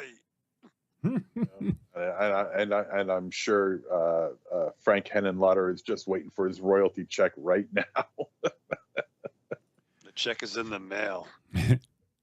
James Lorenz is waiting for the call to be in the film. That never came. Yep. All right, Josh. Well, it's great to hear from you. And Raven Shadow, what I was asking is, does Josh get a brother rating? Oh, brother rating at 10. All right. It's such a good. There you go. Such a good. Is there ever any doubt? You never know. I mean, he could forget. It's possible. All right. That is going to wrap up our discussion of Poor Things. And next week, so while we were listening to Josh's voice message, I consulted with the Film Advisory Board to see which film had the highest votes. And that is going to determine which film we do next week. And that film is... Drumroll, Raven Shadow? No, just kidding. No, next week we're going to do a film called Lovely, Dark, and Deep. Ooh. I feel like that there's like an Apple joke somewhere in there that I feel that's like the three of us, like in like a sitcom. It's like, Lovely, Dark, and like Deep. Mother Jugs and Speed. Which one are you? Dark? You're not deep. We know that. Wait, I guess MZ would You're be about as deep as a kid. MZ would be lovely because a lot of people think he's handsome. Yep. He looks like John One Travolta. person. All right, well, in one person, that's good. Raven Shadow would be dark because his beard's too thick. Thank you. I don't know. Do I want to be deep? I don't even know. Yeah, we get deep with a monocle. You go deep, deep, deep, deep undercover. And maybe cheap. All right. So let me pull up real quick. I'll read the synopsis. Lovely, Dark, and Deep. All right. So the film. Oh, okay. Yeah, it stars Georgina Campbell, who we saw in Barbarian. She was the lead Tess in Barbarian. Oh, all right. So she stars in this, and it is directed by Teresa Sutherland. And this is Teresa's first... wait, is it the first? Let me see. Director... Okay, I'm looking at the wrong thing. She did a film called The Winter in 2012. I'm not familiar. Oh, it's a short. That's why. Okay, never mind. This is Teresa's first feature film. She has written some films. And let me see. So she was a staff writer for that TV series Midnight Mass. So she was one of the writers for that. She wrote the movie The Wind, which we did on the show. It was a little middling in terms of... she wrote The Wind. She wrote The Wind. She wrote The Wind. And yeah, so we're going to check this out. So we will do Lovely, Dark, and Deep. And the synopsis, I think it's probably doesn't give too much away. Lennon, a new backcountry ranger, travels alone through the dangerous wilderness, hoping to uncover the origins of a tragedy that has haunted her since she was a child. So this one got some decent festival buzz. It played at Fantasia and the Beyond Fest. So yeah, looking forward to this. I think it's just VOD. I don't think this is on a streaming service. Let me just see that real quick. Lovely, Dark, and Deep. And sorry, so it's available to rent. Rent or buy VOD. So all the normal places you go, Apple TV, Amazon Prime Video, Vudu, Google Play, YouTube, whatever. So Lovely, Dark, and Deep is available on all forms of VOD. All right. That's it. We did the voice message. Let me just double check. I want to make sure we don't have any others because I just got another message recently. Okay, yeah, not it. All right. Anything else you guys want to bring up, talk about? Not really. No MCs. 11:30 for Christ's sake. Yeah, for Christ's sakes. Well, we had a good fucking chat about a movie. For Christ's sakes. For Christ's sakes, will you cover yourself? All right. I guess This movie was so good. it's fucking great. It's So- fucking, I want to watch it again. I might want to. I might actually have to pick up the Blu-ray on this one. Yeah, it might be a good physical purchase for sure. All right, well, that is going to do it. So, yeah, if you guys check it out when it hits Hulu or VOD or whatever, or if you saw it in the theater, let us know. Podcast at trickortreatradio.com or whatever. If you're going to check out Lovely, Dark, and Deep, you can send us your thoughts on that as well next week. All right, let's say goodbye. MZ. Arrivederci, douchebags. Douchebangs. All right. Raven Shadow. you gotta trim your douchebangs. Live fast, love hard, die with your mask on. All right. And what do I gotta say? It's funny. I thought of some new funny, silly tagline last night, but I forget what it is now when we're doing the Star Wars show. All right. Well, whatever. That's it. Thank you for tuning in and for hanging out with us. If you watch live, I forgot to check the chat rooms. Let me just double check real quick. I think we got everything. I think we put everyone to sleep. Yep. Got all the chats. All right. Well, that's going to do it. So come back. Join us next week. Lovely, Dark, and Deep will be the movie. It's on VOD. You can check it out. And yeah, that's it. So everyone, have a good week, and we'll see you guys next Thursday or whenever you listen. See you.